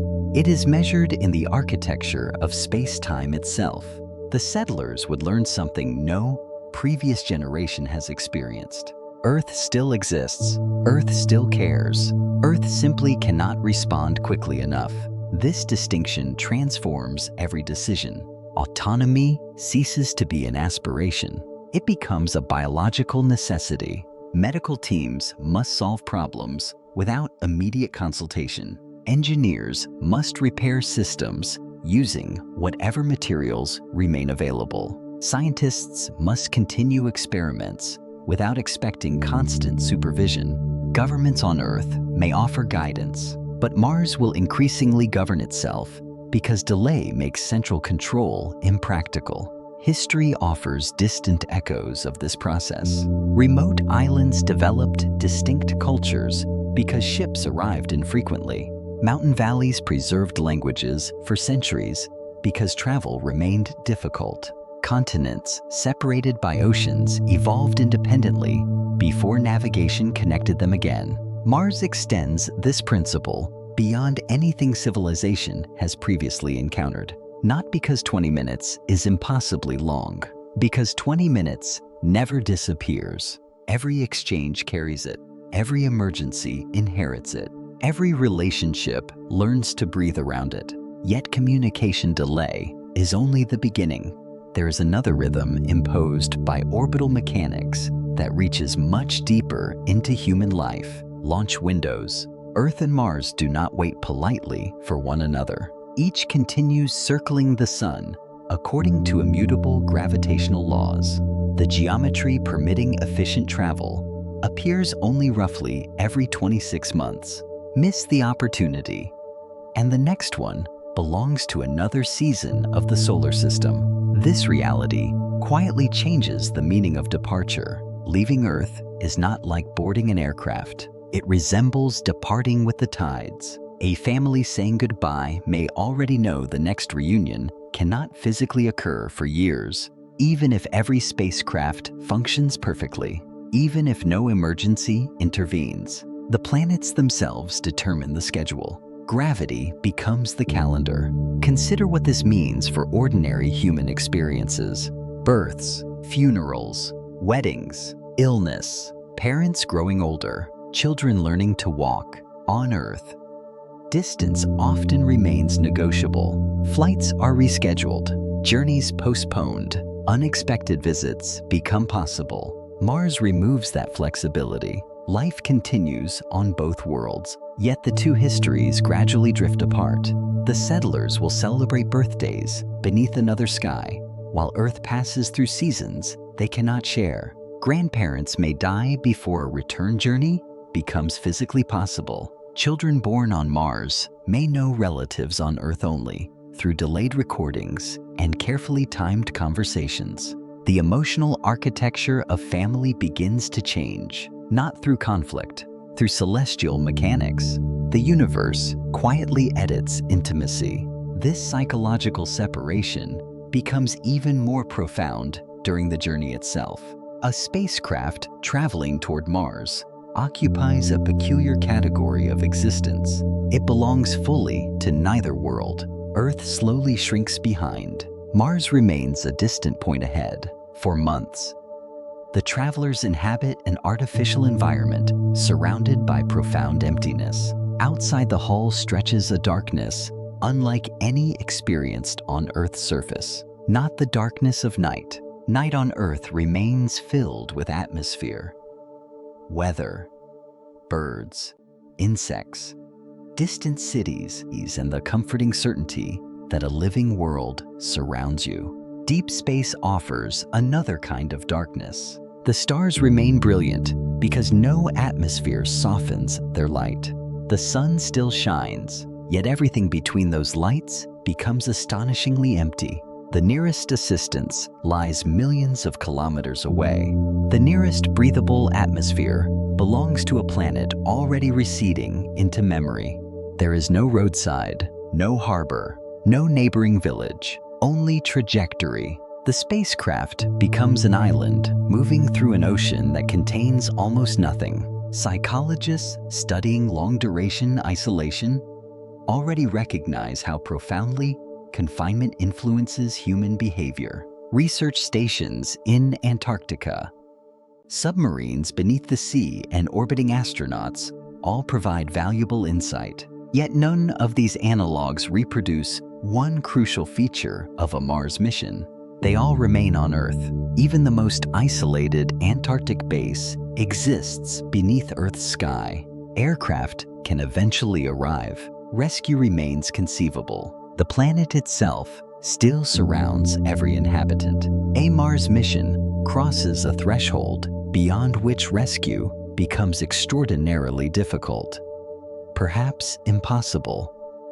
Within meaningful timescales, this knowledge changes perception, not because disaster becomes inevitable, because possibility itself narrows. Every object aboard acquires greater significance. Every spare component, every medical supply, every kilogram of food, every liter of water. The crew cannot simply request replacements. They must preserve what they already possess. Scarcity becomes a permanent companion. Time itself acquires unusual weight. Months pass without weather, without new landscapes, without unexpected visitors. The same corridors, the same faces, the same carefully regulated atmosphere. Outside, the universe remains indifferent. Inside, civilization contracts into a volume smaller than many family homes. This shrinking of the human world against the expanding scale of cosmic space produces an emotional paradox. The farther one travels from Earth, the smaller human existence appears, not because humanity becomes less meaningful, because the surrounding reality becomes unimaginably larger. Mars, once viewed from Earth as a distant destination, gradually transforms into something else entirely, a solitary refuge suspended between two immensities, the vastness of interplanetary space behind, the greater vastness of the universe beyond. The settlers may eventually build towns. They may cultivate gardens beneath protective roofs. They may celebrate holidays and compose music beneath buried habitats. Yet somewhere, always, they will remember a simple physical truth. Everything they have built exists because one fragile chain of machines continues separating life from an environment that never asked for it. And beyond those walls, silence extends not for kilometers, but for astronomical distances. It waits without impatience, without hostility, without expectation. The farther humanity reaches into the solar system, the less the universe resembles an unexplored wilderness. It begins to resemble an immense, ancient emptiness through which small islands of life must carry their own oceans, their own skies, and their own memories of home. Perhaps that is the deepest consequence of distance. It does not merely separate places. It slowly transforms the meaning of belonging. The first settlers on Mars may not feel most isolated when they stand upon the red desert beneath its pale sky. They may feel it during an ordinary conversation, waiting quietly for Earth to answer, knowing that somewhere, across millions of kilometers, people are already speaking words that cannot reach them yet. The silence between those words is not caused by loneliness. It is caused by the finite speed at which reality itself unfolds, and that silence will accompany every generation that chooses to remain. There comes a moment in every long journey when the destination is no longer the greatest source of change. The traveler is cross an ocean, and unfamiliar coastlines slowly become ordinary. Move to another country, and languages that once sounded foreign begin to shape the rhythm of thought. Spend enough years beneath a different sky, and memory quietly rearranges itself around a new idea of home. Mars would magnify this process beyond anything humanity has previously experienced. Not because its landscapes are more dramatic, because Earth itself would begin to disappear. From the surface of Mars, our planet would never dominate the heavens the way the moon dominates ours.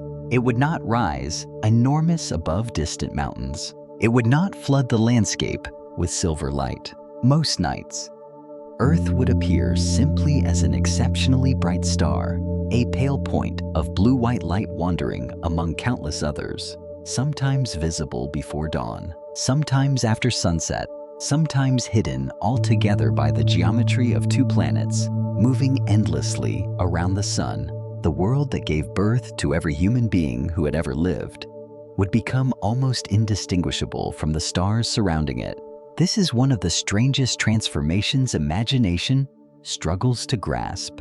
On Earth, the planet feels infinite. You can travel for months without reaching its edge because there is no edge to reach. Its oceans continue beyond the horizon, Its continents extend farther than any single lifetime can explore. Even astronauts who have circled Earth describe the overwhelming impression of abundance clouds stretching beyond sight. Weather systems spanning continents, oceans reflecting sunlight across half a hemisphere.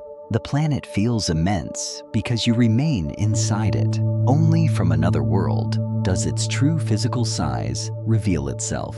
Seen from Mars, Earth contracts into light. Its mountains vanish. Its forests vanish. Every city disappears. The Himalayas, the Amazon, the Sahara, every language ever spoken, every civilization ever built, every library, every battlefield, every childhood, every love story, every piece of music humanity has ever composed, compressed into a brightness so small that an outstretched fingertip could conceal it.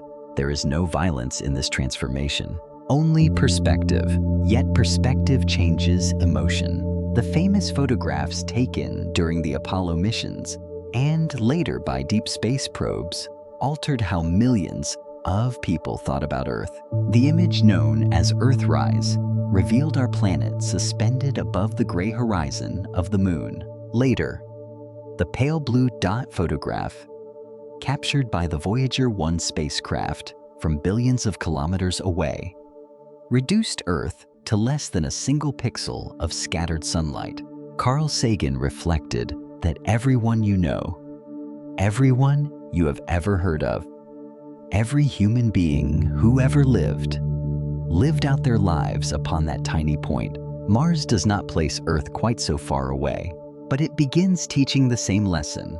Distance gradually dissolves importance, not importance in reality, but importance in perception. Human concerns shrink with increasing scale. This psychological collapse may become one of the greatest unseen challenges of Martian life.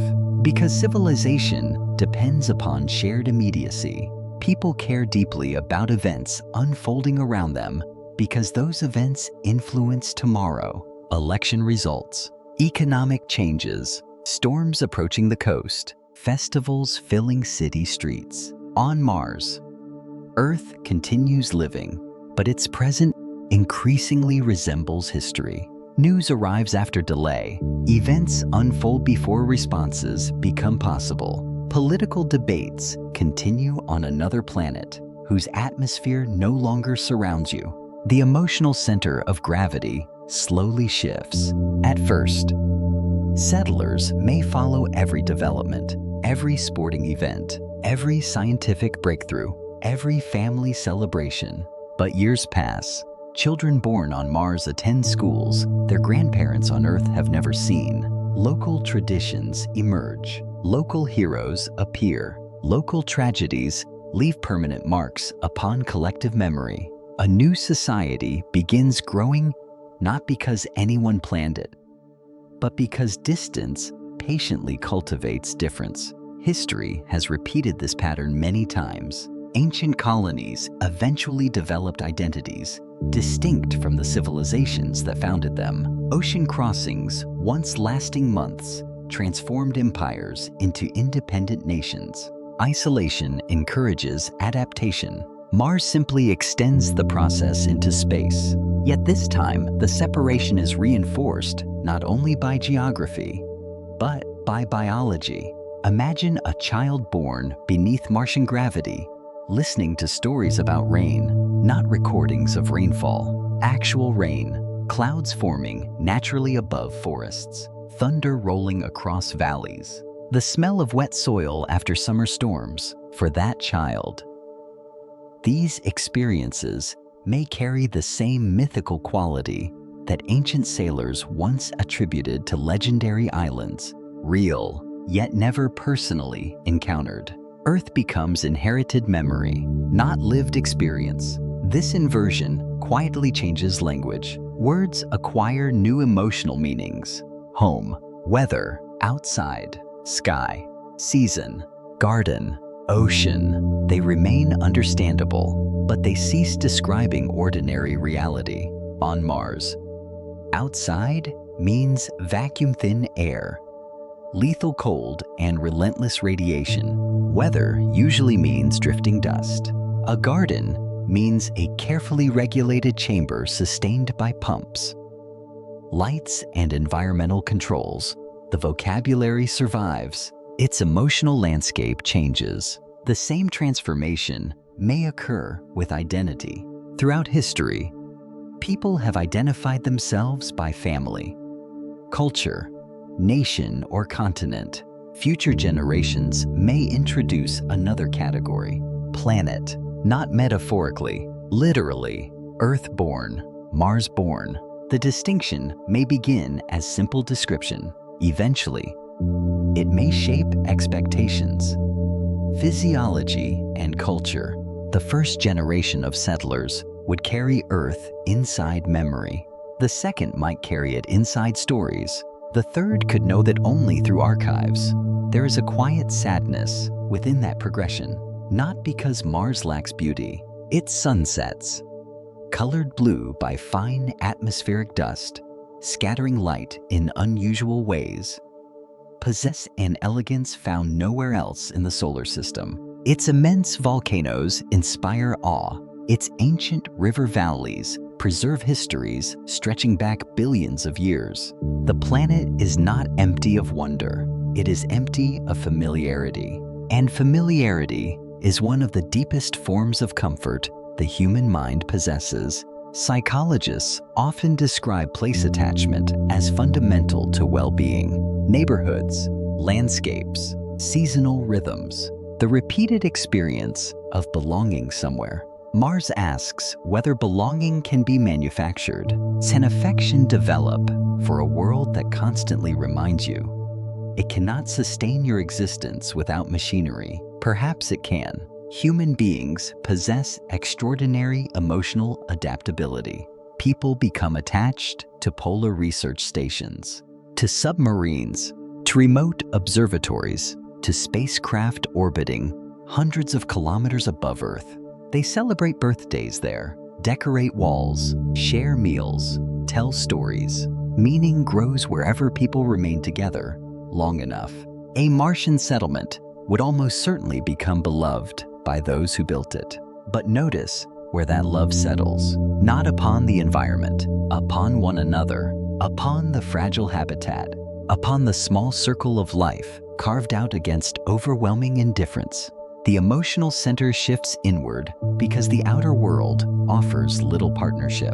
Earth invited civilization to expand outward. Mars encourages civilization to gather inward. Perhaps this is why the greatest psychological challenge may never be fear. Fear eventually becomes familiar. Routine softens anxiety. People learn procedures. Habit replaces uncertainty. The deeper challenge is remembering proportion, stepping outside a habitat and seeing Earth, reduced to a brilliant star, may slowly alter every assumption about permanence. Empires begin looking temporary. Political arguments appear strangely local. Personal ambitions shrink against astronomical time. The universe does not mock these things. It simply surrounds them with a scale they were never meant to inhabit. From Mars, history itself changes perspective. The rise and fall of kingdoms occupies less emotional space than the orbit of planets. Thousands of years of civilization become a brief interval between two Martian dust storms separated by geological ages. This is where human intuition begins collapsing under cosmic scale, not because humanity becomes meaningless, because meaning no longer depends upon size. A single conversation inside a habitat may matter infinitely to the people sharing it, even while their entire civilization remains invisible from orbit. The universe never promised that significance and scale would coincide. Perhaps we merely assumed they always had. Standing beneath the Martian night, looking toward the tiny light called Earth, future settlers may discover something unexpectedly difficult. The farther home retreats into the darkness, the more extraordinary it appears, not because it has changed, Because distance finally allows them to see what proximity concealed. Earth was never merely the place humanity happened to begin. It was the environment that quietly made every human feeling possible. Love required its atmosphere. Memory required its gravity. Civilization required its stability. Every poem, every cathedral, every scientific discovery, every lullaby whispered to a sleeping child, all emerged from one astonishing planetary refuge. Seen from Mars, that refuge becomes almost impossibly small. And in becoming small, it becomes immeasurably precious. Once the first emotional shock of Mars begins to settle, another, quieter realization slowly emerges. Mars itself is not the story. For generations, humanity has imagined the red planet as a destination, as though reaching it would represent the completion of something. The first footsteps, the first habitat, the first permanent settlement, the first child born beneath another sky. Each milestone feels immense when viewed from Earth, but viewed from the larger architecture of the solar system, Mars occupies a surprisingly modest place. It is neither the beginning nor the end. It is simply one small world, moving through an ancient celestial system that has been evolving for over 4.5 billion years. The human mind naturally builds narratives around places. Cities become centers, mountains become landmarks, planets become goals. The universe has never organized itself around such ideas. Mars circles the sun with perfect indifference to whether anyone notices. Every 687 Earth days, it completes another orbit. Another Martian year passes. Dust rises, dust settles. Polar ice expands during winter and retreats during summer. Tiny whirlwinds dance across empty plains. Ancient rocks continue aging beneath a thin atmosphere. If humanity never arrived, none of these rhythms would change. If humanity established a thriving settlement lasting thousands of years, those rhythms would still continue almost exactly as before. This is one of the deepest differences between civilization and astronomy. Civilization measures importance. Astronomy measures motion. The planets do not recognize historical events. They recognize gravity. That distinction becomes clearer when Mars is placed back into its true neighborhood. The solar system is often presented in textbooks as a tidy arrangement. The sun in the center, planets orbiting neatly around it, everything appearing comfortably close together. Such diagrams are useful for learning. They are deeply misleading for understanding. If the sun were reduced to the size of a large door, Earth would become little more than a peppercorn over 100 meters away. Mars would orbit still farther outward. The space between them would not be filled with interesting scenery. It would be filled with almost nothing. No highways of asteroids, no lurirful nebulae, no drifting spacecraft visible against the darkness, mostly emptiness. This emptiness changes how one should think about planetary civilization. Earth and Mars are neighbors only by astronomical standards. By human standards, they remain astonishingly isolated, even if spacecraft eventually travel between them regularly.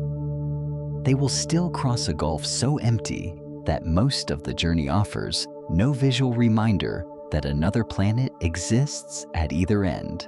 This isolation is not unique to Mars. It is the natural condition of worlds. Every planet in the solar system exists inside its own enormous volume of space. Jupiter appears magnificent through telescopes. Yet, even its immense gravity cannot erase the vast emptiness separating it from Saturn.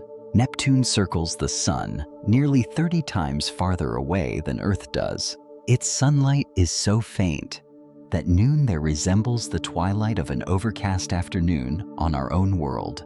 Beyond Neptune stretches the Kuiper Belt, a broad region populated by icy remnants left over from the formation of the solar system. Beyond that lies an even stranger frontier, the scattered disk. Then, perhaps, the distant Oort cloud, a vast spherical reservoir of icy bodies extending so far from the sun that, if it exists as current models suggest, its outer edge may lie nearly halfway to the nearest star. The numbers involved become almost meaningless. Comets dwelling. There may require millions of years to complete a single orbit. By the time one returns toward the inner solar system, entire species have appeared and vanished on Earth.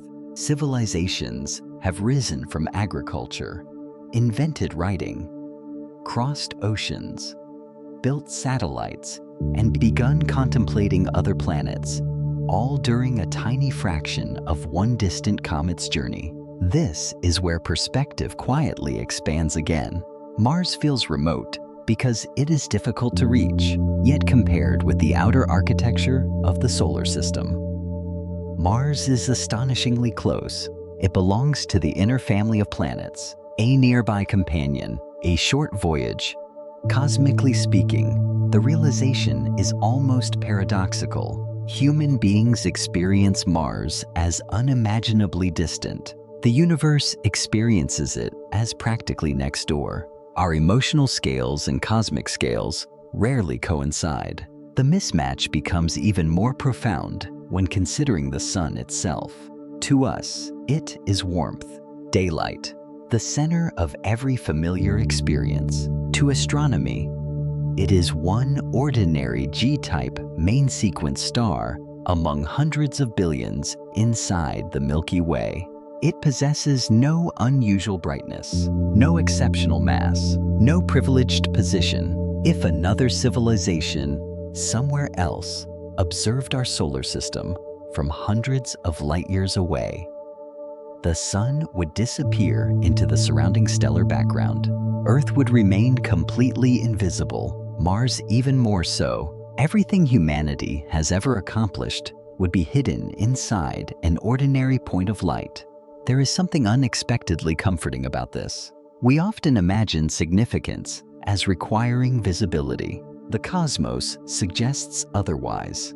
This need not be extraordinary to create extraordinary worlds. Planets need not be famous to produce conscious observers. Importance may exist entirely independent of recognition. Yet the larger structure surrounding Mars also introduces another challenge: energy. Every civilization ultimately survives by managing energy.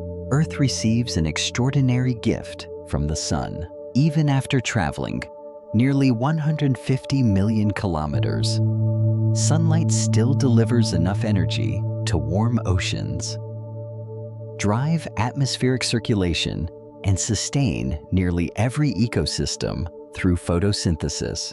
Mars receives considerably less, roughly 43% of the solar energy that reaches Earth. That reduction echoes through everything: lower average temperatures, less efficient solar power generation, greater difficulty maintaining liquid water, longer, colder winters, even before engineering begins solving problems. Celestial mechanics has already written many of the constraints. Move farther outward still, and the challenge grows dramatically. At Jupiter, sunlight becomes only a small fraction of what Earth receives. At Neptune, it is scarcely more than a bright star illuminating perpetual cold. The farther civilization spreads from the sun, the more energy must be manufactured rather than collected. This simple physical reality may shape the geography of future humanity far more than politics ever could, not because people lack ambition, because thermodynamics possesses no ambition at all. It merely accounts. Every habitat must balance incoming and outgoing energy. Every greenhouse, every water purifier, every oxygen generator, every medical facility, every computer, every light illuminating an underground corridor. Civilization becomes an exercise in maintaining favorable energy balances against a universe that naturally disperses order into disorder. Mars does not create this struggle. It merely reveals it more clearly than Earth ever needed to. Our home planet quietly supplies enormous energetic advantages that civilization often mistakes for its own achievements. Mars removes those advantages one by one until only physics remains. This broader perspective changes the meaning of becoming an interplanetary species. Humanity is not escaping Earth. It is learning how unusual Earth has always been. Every new settlement beyond our world will carry another lesson, not about the generosity of the universe, about its remarkable restraint. Habitability exists, but it occupies small islands surrounded by immense oceans of indifference. Mars happens to be the nearest island where human ingenuity may briefly anchor itself, yet even there, survival depends less upon conquering a planet than upon understanding the larger system in which that planet quietly moves. Because Mars has never existed alone, it belongs to the Sun. The Sun belongs to the galaxy. The galaxy belongs to a universe whose scale continues expanding beyond every generation's imagination, and the farther outward our understanding reaches, the more gently one unsettling thought begins to settle into place. Perhaps every world that ever hosts life is not a permanent homeland. Perhaps each is only a temporary refuge, drifting together through an incomprehensibly larger reality that neither notices nor remembers the civilizations growing upon their surfaces. Mars simply allows us to see that truth sooner than Earth ever could.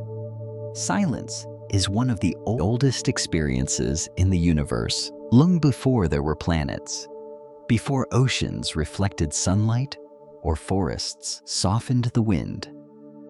There was silence. Not the silence of an empty room, not the silence that follows a conversation. Those silences are temporary. They exist only because sound is expected to return. The silence of space is different. It is not an interruption. It is the default condition of reality. Earth hides this truth remarkably well. Stand alone in a desert at midnight, and you may believe you have found complete stillness. But listen carefully. Wind moves across the dunes. Tiny insects continue their unseen work beneath the sand. Somewhere in the darkness, an animal calls. Even the ground itself is alive with microorganisms exchanging matter molecule by molecule. Absolute silence never truly arrives. Life refuses to permit it. Mars approaches it more closely. Its atmosphere is so thin that sound travels differently, losing strength much more quickly than it does on Earth. NASA's Perseverance rover has recorded the Martian wind. Scientists expected a lonely sound. What emerged was stranger. The gusts did not roar across the landscape with the authority of terrestrial storms. Instead, they whispered, soft, dry, almost hesitant. The atmosphere simply lacks enough substance to carry sound with familiar richness. The planet speaks quietly because it has almost nothing through which to speak. Imagine standing outside a habitat after completing routine maintenance. The sky above is no longer blue, but a muted salmon color fading gradually toward darkness. The sun appears smaller than it does from Earth, delivering barely enough warmth to soften the relentless cold. Around you stretches a horizon untouched by vegetation. No birds cross the sky, no leaves rustle, no distant traffic reminds you that unseen lives continue beyond the hills.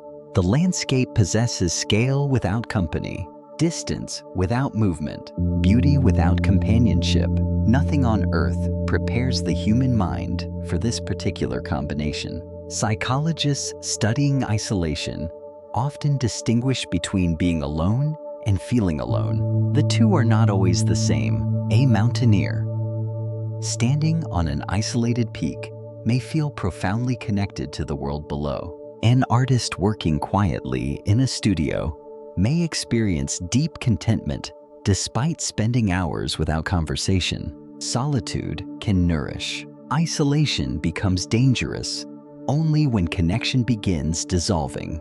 Mars introduces another category entirely: existential isolation. Not merely separation from other people, separation from an entire planetary ecosystem. Every environment on Earth quietly reminds us that we belong to something larger. A flock of birds changes direction almost simultaneously. Clouds gather before rain. Grass bends beneath the wind, even when we ignore these things. Our nervous system has evolved within their presence. The living world forms an invisible psychological background. Mars removes that background almost completely. Outside the habitat, nothing grows, nothing pollinates, nothing hunts, nothing migrates, nothing sings. There is geology, there is weather of a kind, there is sunlight weakened by distance, but there is almost no biological conversation. The planet has not fallen silent. It simply never learned the language of abundant life. This absence may prove more significant than engineers once imagined. Human beings are intensely social creatures, but we are also ecological creatures. Hospitals increasingly recognize the healing effects of natural environments. Patients recovering near gardens often experience measurable benefits. People living close to parks frequently report greater psychological well-being. Even brief encounters with forests, rivers, or coastlines can reduce stress in ways still being investigated by neuroscience. The explanation is unlikely to be simple. Millions of years of evolution shaped brains expecting certain patterns. Running water suggested drinking opportunities. Birdsong often implied environmental safety. Healthy vegetation indicated favorable conditions for survival. These associations became deeply embedded long before civilization existed. Mars offers none of them. The settlers may therefore discover that homesickness extends far beyond missing family or familiar places. They may miss ecosystems, the subtle sound of rain striking a roof, the changing smell of air before a thunderstorm, the movement of clouds casting shadows across fields, the astonishing complexity hidden within an ordinary woodland. These experiences rarely seem extraordinary while living among them. Only absence reveals their depth. Some psychologists have suggested that future Martian settlements might deliberately recreate elements of Earth's environments, not merely for food production, but for mental health. Artificial streams, indoor gardens, small forests enclosed within pressurized habitats. The purpose would extend beyond aesthetics. They would become emotional infrastructure, not luxuries, necessities. Imagine a child born on Mars walking beneath the first mature tree they have ever seen, its leaves moving gently in circulating air, its roots extending into carefully maintained soil.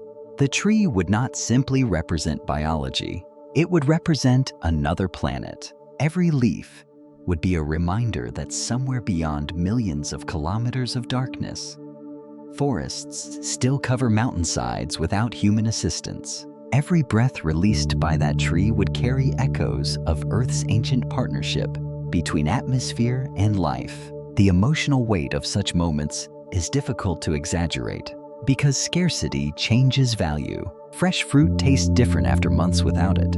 Silence feels different after years of conversation. Likewise, a living tree may feel different when it is one of only a few hundred on an entire planet. Yet even these carefully constructed environments cannot fully replace Earth. A greenhouse may contain flowers. It cannot contain weather. An artificial lake may reflect light. It cannot reproduce oceans connected by global currents. A carefully managed ecosystem remains precisely that, managed. Every branch is monitored, every insect introduced deliberately, every disease controlled. Nothing unfolds entirely on its own. Nature becomes choreography. The wild disappears. Perhaps this is where Mars confronts humanity with its most subtle challenge. Not survival, authenticity. Tenban, an environment remain emotionally satisfying when every aspect of it depends upon deliberate maintenance. Since spontaneity survive inside systems designed to eliminate uncertainty, Earth's beauty often emerges from what civilization cannot control. Autumn arrives without permission. Wildflowers bloom where nobody planted them. Migrating birds ignore political borders. The sea continues reshaping coastlines according to tides older than humanity itself. These processes remind us that we inhabit a living world rather than a manufactured one. Mars reverses the relationship. The habitat becomes the source of order. Outside lies geological time stripped almost entirely of biological surprise. This reversal may gradually alter philosophy itself. Many of humanity's oldest ideas emerged from observing Earth's cycles.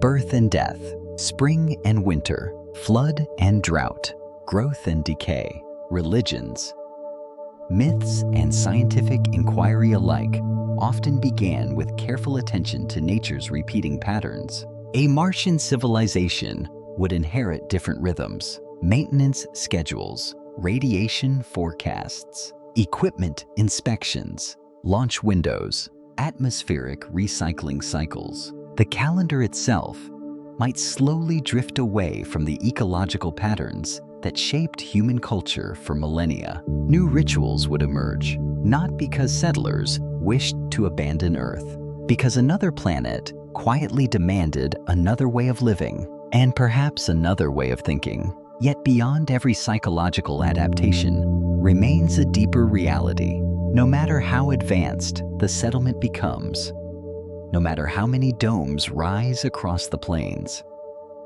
no matter how many generations call Mars home, the surrounding silence never truly retreats.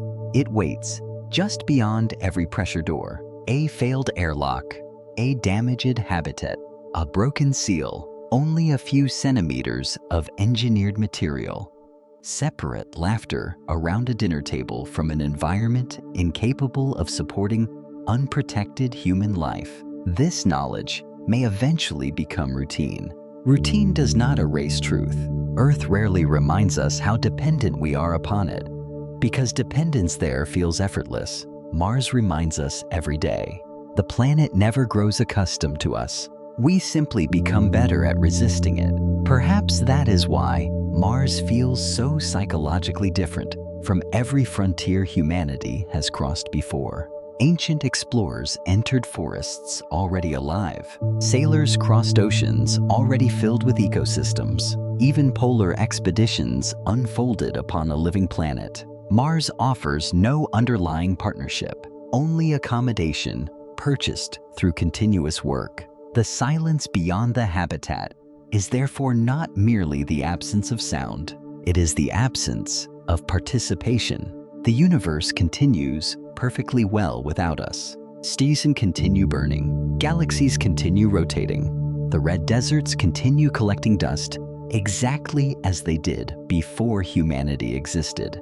Our presence changes almost nothing outside the walls we build. This is not cause for despair. It is a lesson in proportion. Civilization has always imagined itself as something permanent, because Earth quietly encouraged that illusion. Mars withdraws the encouragement. What remains is a clearer view of our place within reality. Small, temporary, fragile, yet astonishingly persistent. Like a candle carried across an immense and ancient darkness, not illuminating the whole universe, only refusing, for a little while longer, to let the silence become complete. There is a quiet assumption hidden beneath nearly every conversation about the future. It is the assumption that progress is a straight line, that every generation inherits more knowledge, more capability, and more freedom than the one before it, that each new frontier, once crossed, becomes ordinary. History often appears to support this comforting idea.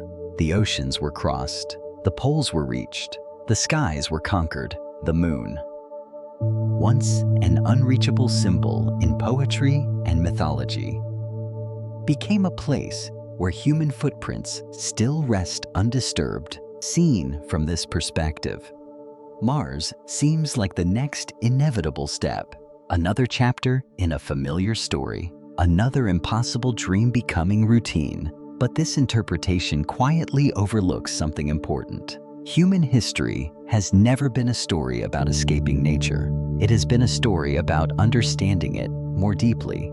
Every major scientific revolution has revealed not how free we are from reality, but how profoundly we remain embedded within it.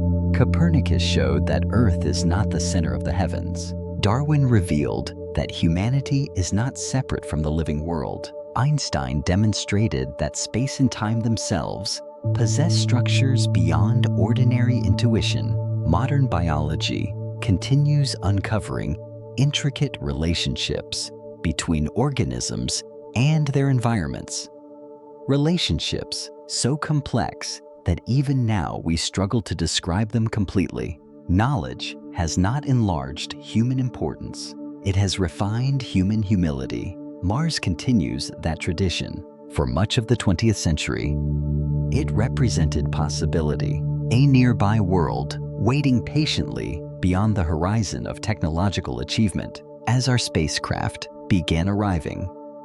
However, Mars revealed something more subtle. It was never waiting, it was simply existing. The difference is profound. A waiting world implies invitation. An existing world implies indifference. The distinction does not diminish exploration. If anything, it deepens it, because genuine exploration begins only when reality refuses to match expectation. The early explorers of Earth often believed unknown continents would contain familiar kingdoms, legendary cities, or mythical creatures. Instead, they encountered ecosystems unlike anything they had imagined.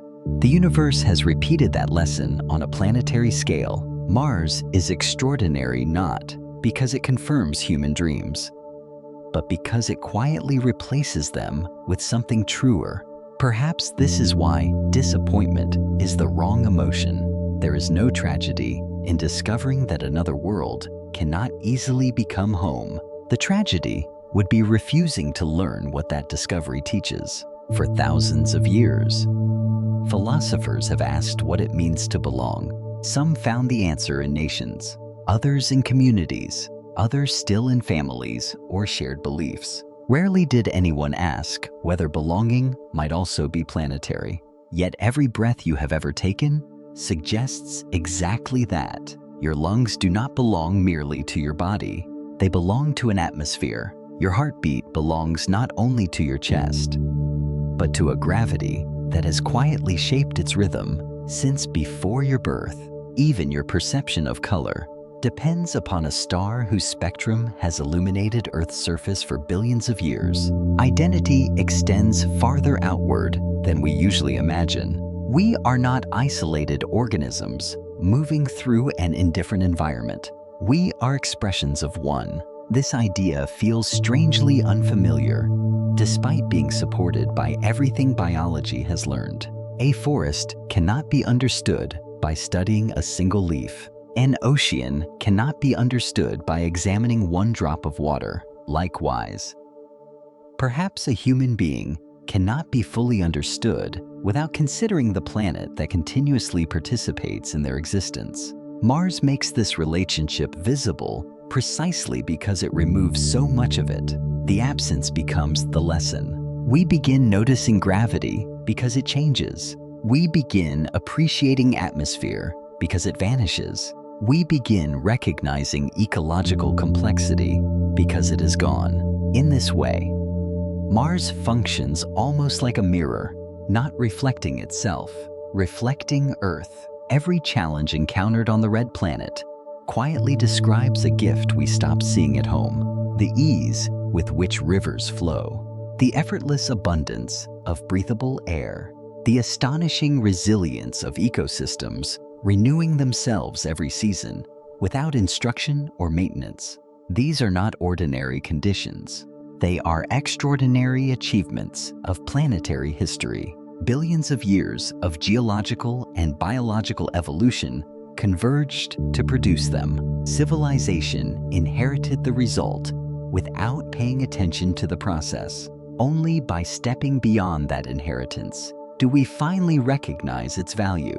This perspective also changes how we think about survival. The phrase "surviving on Mars" often carries heroic overtones. It suggests endurance, determination, and technological mastery. Yet survival alone has never been humanity's greatest achievement. People survive in deserts. They survive at sea. They survive during wars and disasters. Civilization aims for something more. It aims for flourishing. Music rather than mere speech. Art rather than mere shelter. Curiosity beyond immediate necessity. The luxury of asking questions whose answers will not determine whether tomorrow arrives. These qualities emerge most naturally where survival no longer consumes every waking thought. Mars may eventually allow flourishing, but only if humanity first succeeds in constructing an environment where survival itself becomes almost invisible once again. Only when children stop thinking about oxygen generators every morning. Only when families cease worrying about pressure seals during every storm.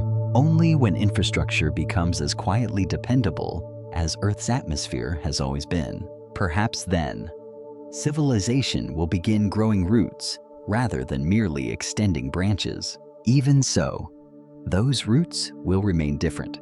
They will not descend into Martian soil alone. They will extend backward through memory toward another world. Because no matter how successful a future settlement becomes, it will carry within it the knowledge that everything it values originated elsewhere.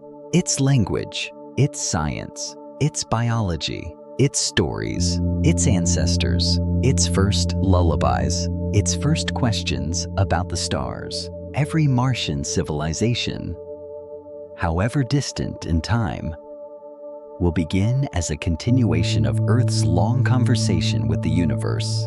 And perhaps that continuity matters more than geography ever could. Humanity has often imagined exploration as an act of leaving one shore for another, leaving one continent, leaving one planet. Mars suggests another interpretation. Exploration may actually be an act of carrying memory, carrying biology, carrying culture, carrying an entire planetary history into places where none of those things previously existed. In that sense, the first settlers will not simply arrive on Mars.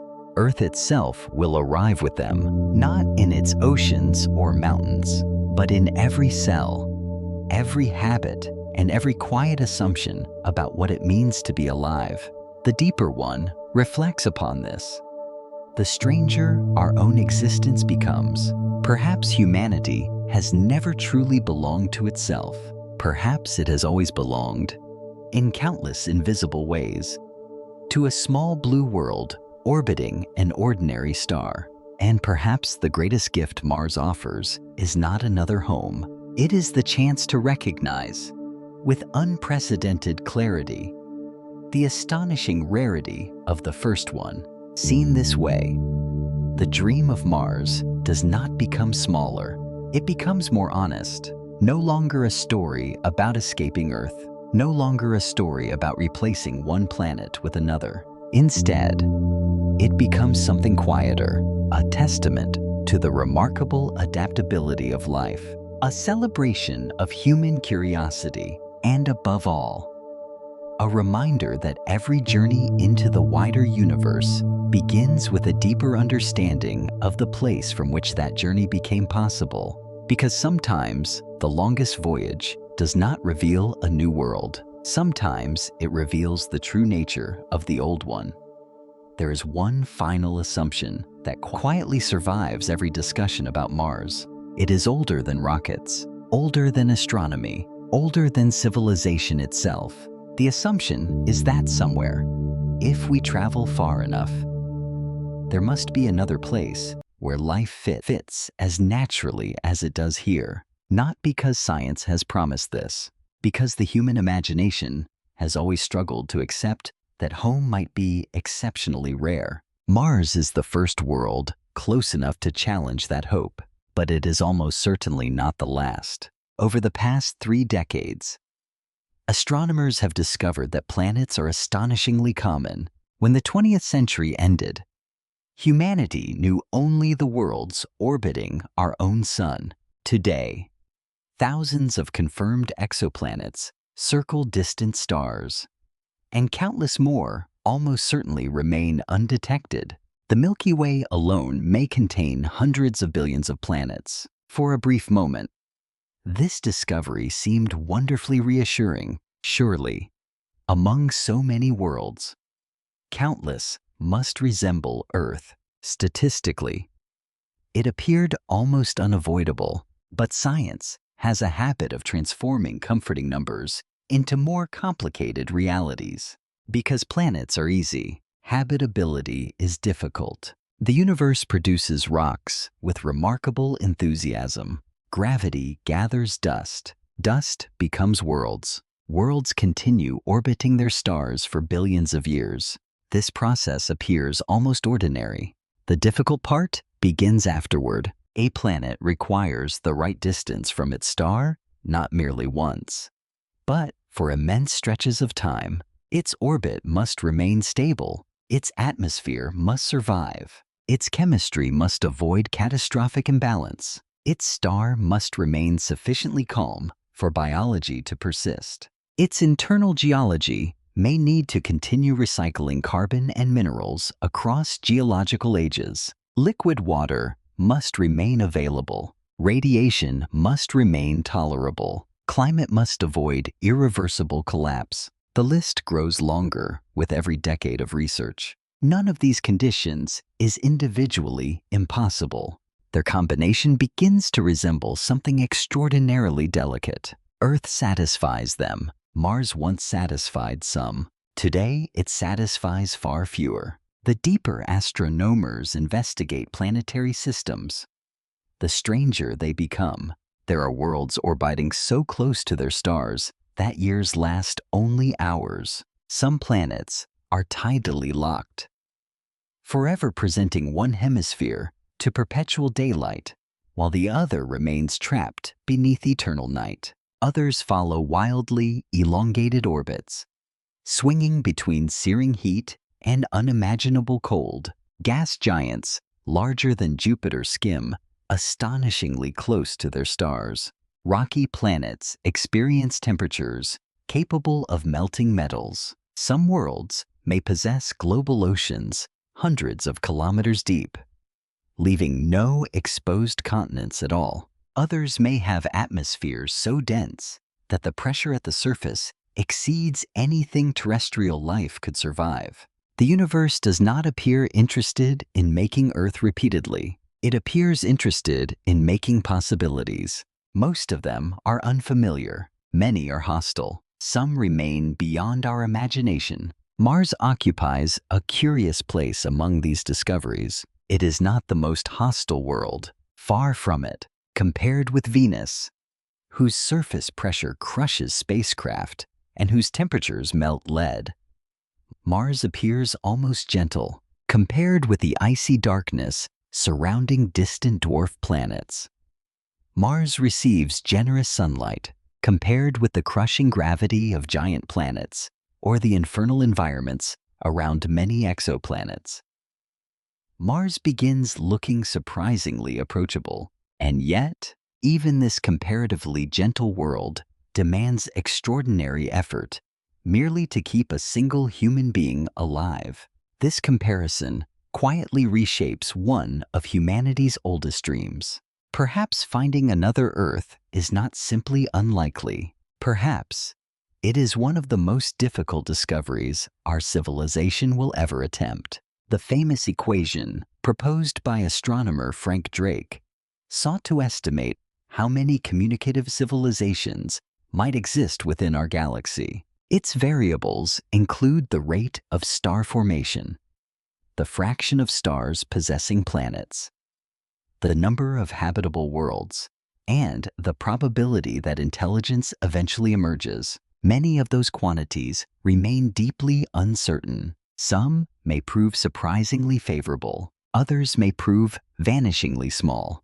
The equation has never offered certainty, only perspective. Every answer depends upon how frequently nature succeeds in repeating Earth's remarkable chain of events. Mars contributes an unexpected piece to this puzzle. It reminds us that planetary history matters.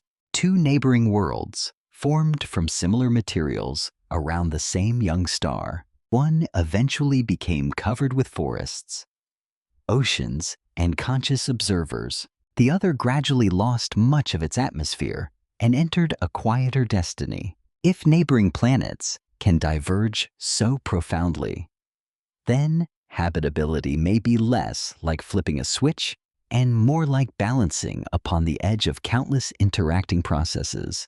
Tiny differences, accumulated across billions of years, become entirely different worlds. This possibility leads toward an unsettling thought. Perhaps the universe is not filled with empty planets because life rarely begins. Perhaps many worlds simply cannot keep the conditions that life requires for very long. Habitability may be fleeting, a chapter rather than a permanent state. Earth itself offers no guarantee of eternal stability. Our sun continues evolving. In roughly 1 billion years, increasing solar brightness is expected to make Earth's climate progressively less favorable for complex life as we know it. Far beyond that, the sun will expand into a red giant, transforming the inner solar system beyond recognition. These events lie unimaginably far in humanity's future. Yet on cosmic time scales, they are entirely ordinary. Stars change, planets change, habitability changes with them. Mars may therefore represent something more profound than a failed Earth. It may represent a future that many living worlds eventually encounter. Not suddenly, patiently. Atmospheres thin, magnetic fields fade, oceans retreat, biology loses its foothold, silence gradually replaces conversation. If this pattern repeats elsewhere across the galaxy, then habitable planets may resemble islands appearing briefly above the surface of a vast cosmic ocean before sinking once more beneath geological time. Civilizations, should they arise, would inherit only a narrow interval in which to notice one another. The universe becomes not merely large, it becomes asynchronous. Worlds bloom at different moments. They wither at different moments. Two planets separated by only a few thousand light years might each host intelligent life, yet never at the same time. One civilization could vanish millions of years before another evolves. Their histories pass like ships, crossing the same ocean centuries apart, never meeting, never knowing.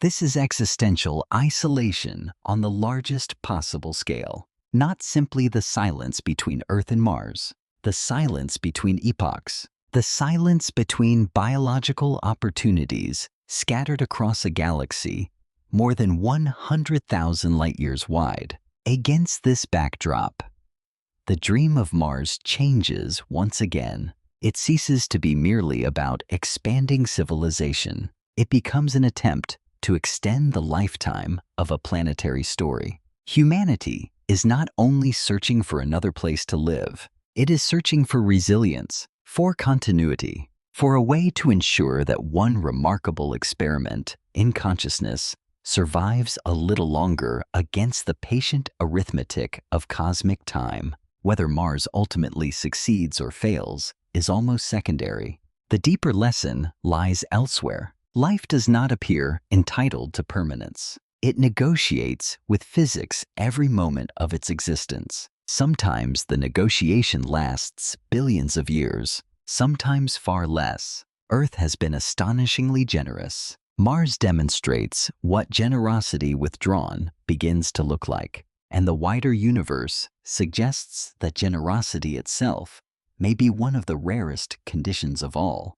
If that is true, then every civilization reaching toward another world is doing something more than exploring. It is carrying forward a brief, luminous interval during which the universe became capable of contemplating itself, not because reality required such contemplation, but because on one extraordinarily uncommon planet, the conditions briefly aligned. Perhaps the most terrifying implication is not that Mars may never become another Earth. It is that Earth may never have had another equal. In all the darkness stretching between the stars, there may indeed be countless planets, countless mountains, countless deserts, countless skies, yet worlds where stone, water, atmosphere, and time cooperate long enough to produce wondering minds may be separated by distances and by ages so immense that each spends its entire existence believing it is alone. If that is the true architecture of the cosmos, then the question is no longer whether humanity can survive on Mars. The deeper question becomes whether any civilization can ever truly escape the loneliness written into the universe itself. The longer you look toward Mars, the less it resembles a destination. It begins to resemble a mirror, not because it reflects humanity, because it reflects everything humanity once overlooked. There was a time when people believed that Earth itself was ordinary, one world among many. The ground beneath our feet seemed unremarkable simply because it was familiar. Air was invisible. Gravity was constant. The changing seasons arrived with such dependable rhythm that they felt almost inevitable. Only after leaving home did we begin to understand that familiarity is not the same as commonness. Mars teaches this lesson without speaking a single word. Its deserts are magnificent. Its volcanoes dwarf anything on Earth. Its valleys preserve billions of years of planetary history. Its frozen poles quietly record changing climates that unfolded before the first animals ever appeared in our oceans. Nothing about Mars is insignificant, yet everything about it points gently back toward another world, toward the only place where every condition required for human life came together with astonishing patience. The longer this comparison continues, the less extraordinary human technology appears. This is not because technology lacks brilliance. Quite the opposite. The machines that have already reached Mars represent some of the most sophisticated achievements in human history. Robotic explorers have traveled for years across landscapes no human hand has touched. They have drilled into ancient rocks, analyzed forgotten lake beds, listened to the whisper of Martian wind, sent their discoveries across hundreds of millions of kilometers with extraordinary precision. These accomplishments deserve admiration, but they also reveal a quieter truth. Even our greatest machines survive on Mars only through relentless preparation. Every bolt, every circuit, every software update, every protective coating, every calculation, nothing about their survival is effortless. Earth, meanwhile, continues performing miracles so ordinary that they rarely receive names. A seed becomes a forest. Clouds gather over oceans. Whales navigate across entire seas. Children breathe through the night without once considering atmospheric chemistry. Rivers carve valleys more patiently than any engineer. Coral reefs build cities beneath the waves without blueprints. Microorganisms beneath the soil recycle the remains of ancient forests into nutrients for future life. The planet conducts these immense collaborations continuously, without maintenance schedules, without mission control, without conscious direction, for billions of years. Perhaps the greatest scientific discovery of the last century has not been that the universe is stranger than we imagined. It is that Earth is. Every decade of planetary science has made our own world appear less typical, not because other planets disappoint us, because they reveal how extraordinarily many conditions must remain balanced before a civilization can begin asking questions about the stars. The atmosphere must persist, water must cycle, climate must avoid catastrophe for immense spans of time. Evolution must proceed through countless improbable steps. Extinction must never erase every possibility. Again and again, history could have unfolded differently. Again and again, it did not. This recognition changes the emotional meaning of exploration. The first age of exploration often carried an expectation of conquest. Maps filled with empty spaces invited expansion. Unknown coastlines promised resources. Trade and settlement. Space has slowly rewritten that story. The universe does not appear filled with waiting frontiers. It appears filled with realities that ask for humility before they offer understanding. Mars is not something to conquer, no more than the ocean was conquered by the first sailors, or gravity by the first aviators, or disease by the first physicians. Humanity does not defeat reality. It learns to cooperate with it. Sometimes that cooperation is expensive, sometimes fragile, sometimes temporary, always incomplete. There is something unexpectedly peaceful in accepting this. For centuries, civilization often imagined progress as domination, mastering nature, overcoming limitations, escaping boundaries. Mars gently suggests another definition. Progress may instead mean learning where the boundaries truly are. Not every limitation is failure. Some are descriptions. A fish cannot thrive in the desert. An AK tree cannot grow beneath the sea. A human being cannot breathe on Mars. These are not insults delivered by the universe. They are expressions of physical truth. Understanding them does not diminish us. It allows us to see ourselves more clearly. Perhaps this is why Mars feels simultaneously hopeful and melancholy. Hopeful because it proves curiosity can carry us across interplanetary space. Melancholy because every kilometer traveled reminds us how completely we remain creatures of one remarkable planet. The two emotions are not opposites. They belong together. The courage to explore becomes more meaningful when we understand what exploration truly costs, not merely in money, not merely in engineering, but in certainty. Every step away from Earth removes another assumption we never realized we were making about air, about warmth, about gravity, about belonging, until eventually only one assumption remains, that somewhere, despite everything, home still exists. For the first settlers on Mars, home may become an increasingly complicated word. It may refer to the habitat where children laugh beneath artificial lights. It may refer to a community built through shared hardship.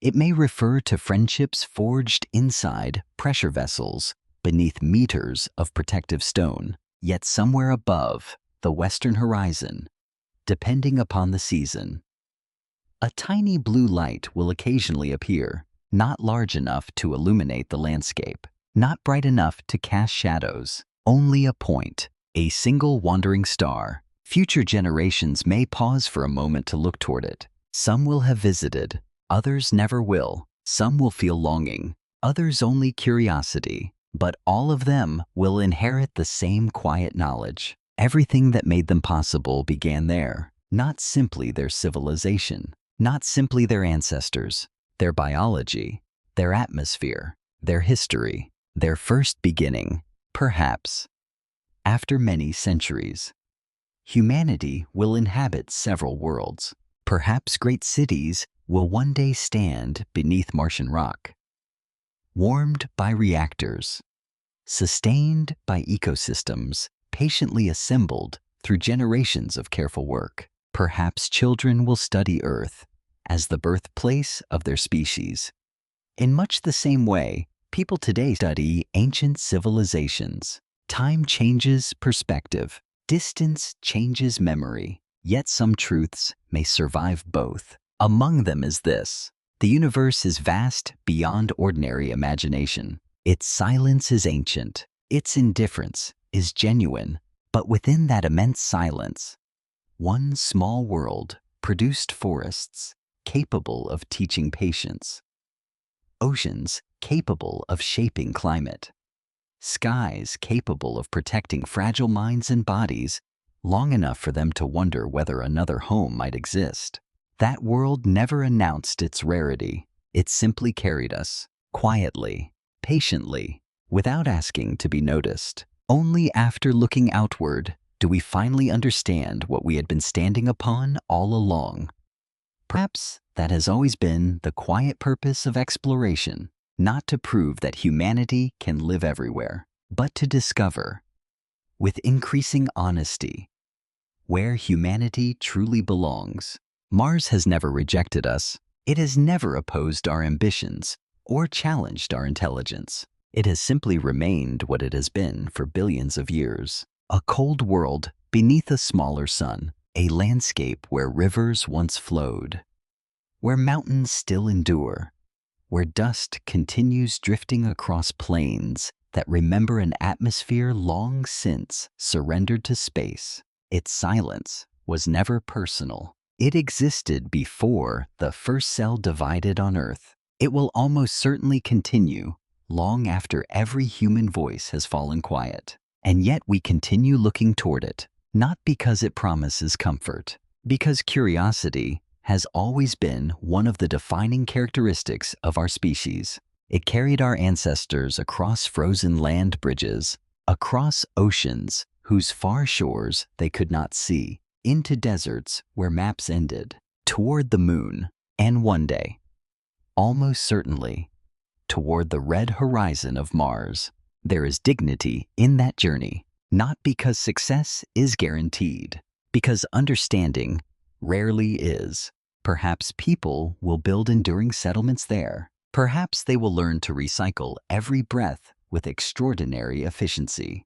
Perhaps generations will grow beneath underground gardens, celebrating birthdays beneath ceilings of engineered light, while ancient rock shields them from the patient rain of cosmic radiation. If that future arrives, it will stand among humanity's greatest achievements, not because Mars became Earth, because humanity learned how precious Earth had always been. Every airlock would quietly honor the atmosphere we once breathed without thinking. Every greenhouse would honor forests that never required construction. Every carefully recycled drop of water would honor rivers that once flowed freely to the sea. Every child born beneath another world would inherit the invisible legacy of the first one. Mars would not erase our connection to Earth. It would illuminate it.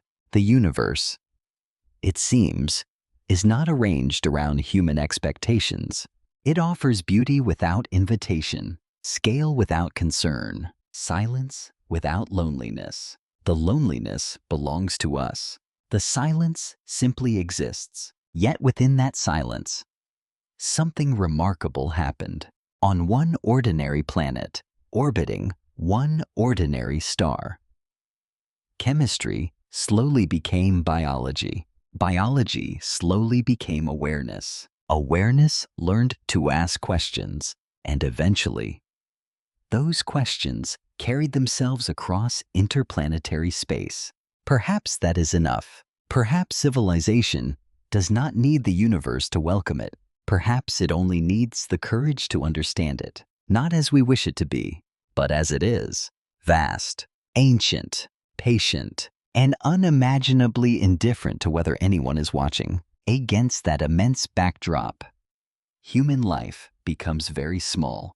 But small things are not necessarily insignificant. A single candle cannot illuminate an ocean. It can still keep one traveler from walking entirely in darkness. Perhaps humanity is something like that candle, not the center of the cosmos, not its purpose, only one brief flame carried across an endless night. Mars reminds us that the flame must protect itself. The universe will not do it for us, and maybe that is the real reason Humans may never truly survive living on Mars, not because we cannot build stronger habitats, not because we cannot travel farther, not because we lack courage, but because survival has never depended solely upon intelligence. It has always depended upon belonging. For billions of years, Earth and life have shaped one another into a single, inseparable story. To leave that story is possible. To continue it elsewhere may also be possible. But to recreate, in every invisible detail, the quiet partnership between a living planet and the life it nurtures, that may be among the most difficult undertakings any civilization will ever attempt. So tonight, while Mars continues its patient journey around the Sun, and Earth turns once more beneath familiar clouds, it is worth remembering something that no photograph from space can fully capture. Home was never ordinary. It only seemed ordinary because it was always there. And perhaps, in the end, the greatest lesson hidden within the silent deserts of Mars is not that another world awaits us. It is that the world beneath our feet has always been far more extraordinary than we ever realized. The universe remains vast. The stars continue shining across distances so immense that their light will outlive empires, languages, and perhaps even our species. Mars will remain where it has always been, circling quietly through the darkness. And Earth, for a little while longer, will continue carrying oceans, forests, winds, memories, and wandering minds together through that same immeasurable night.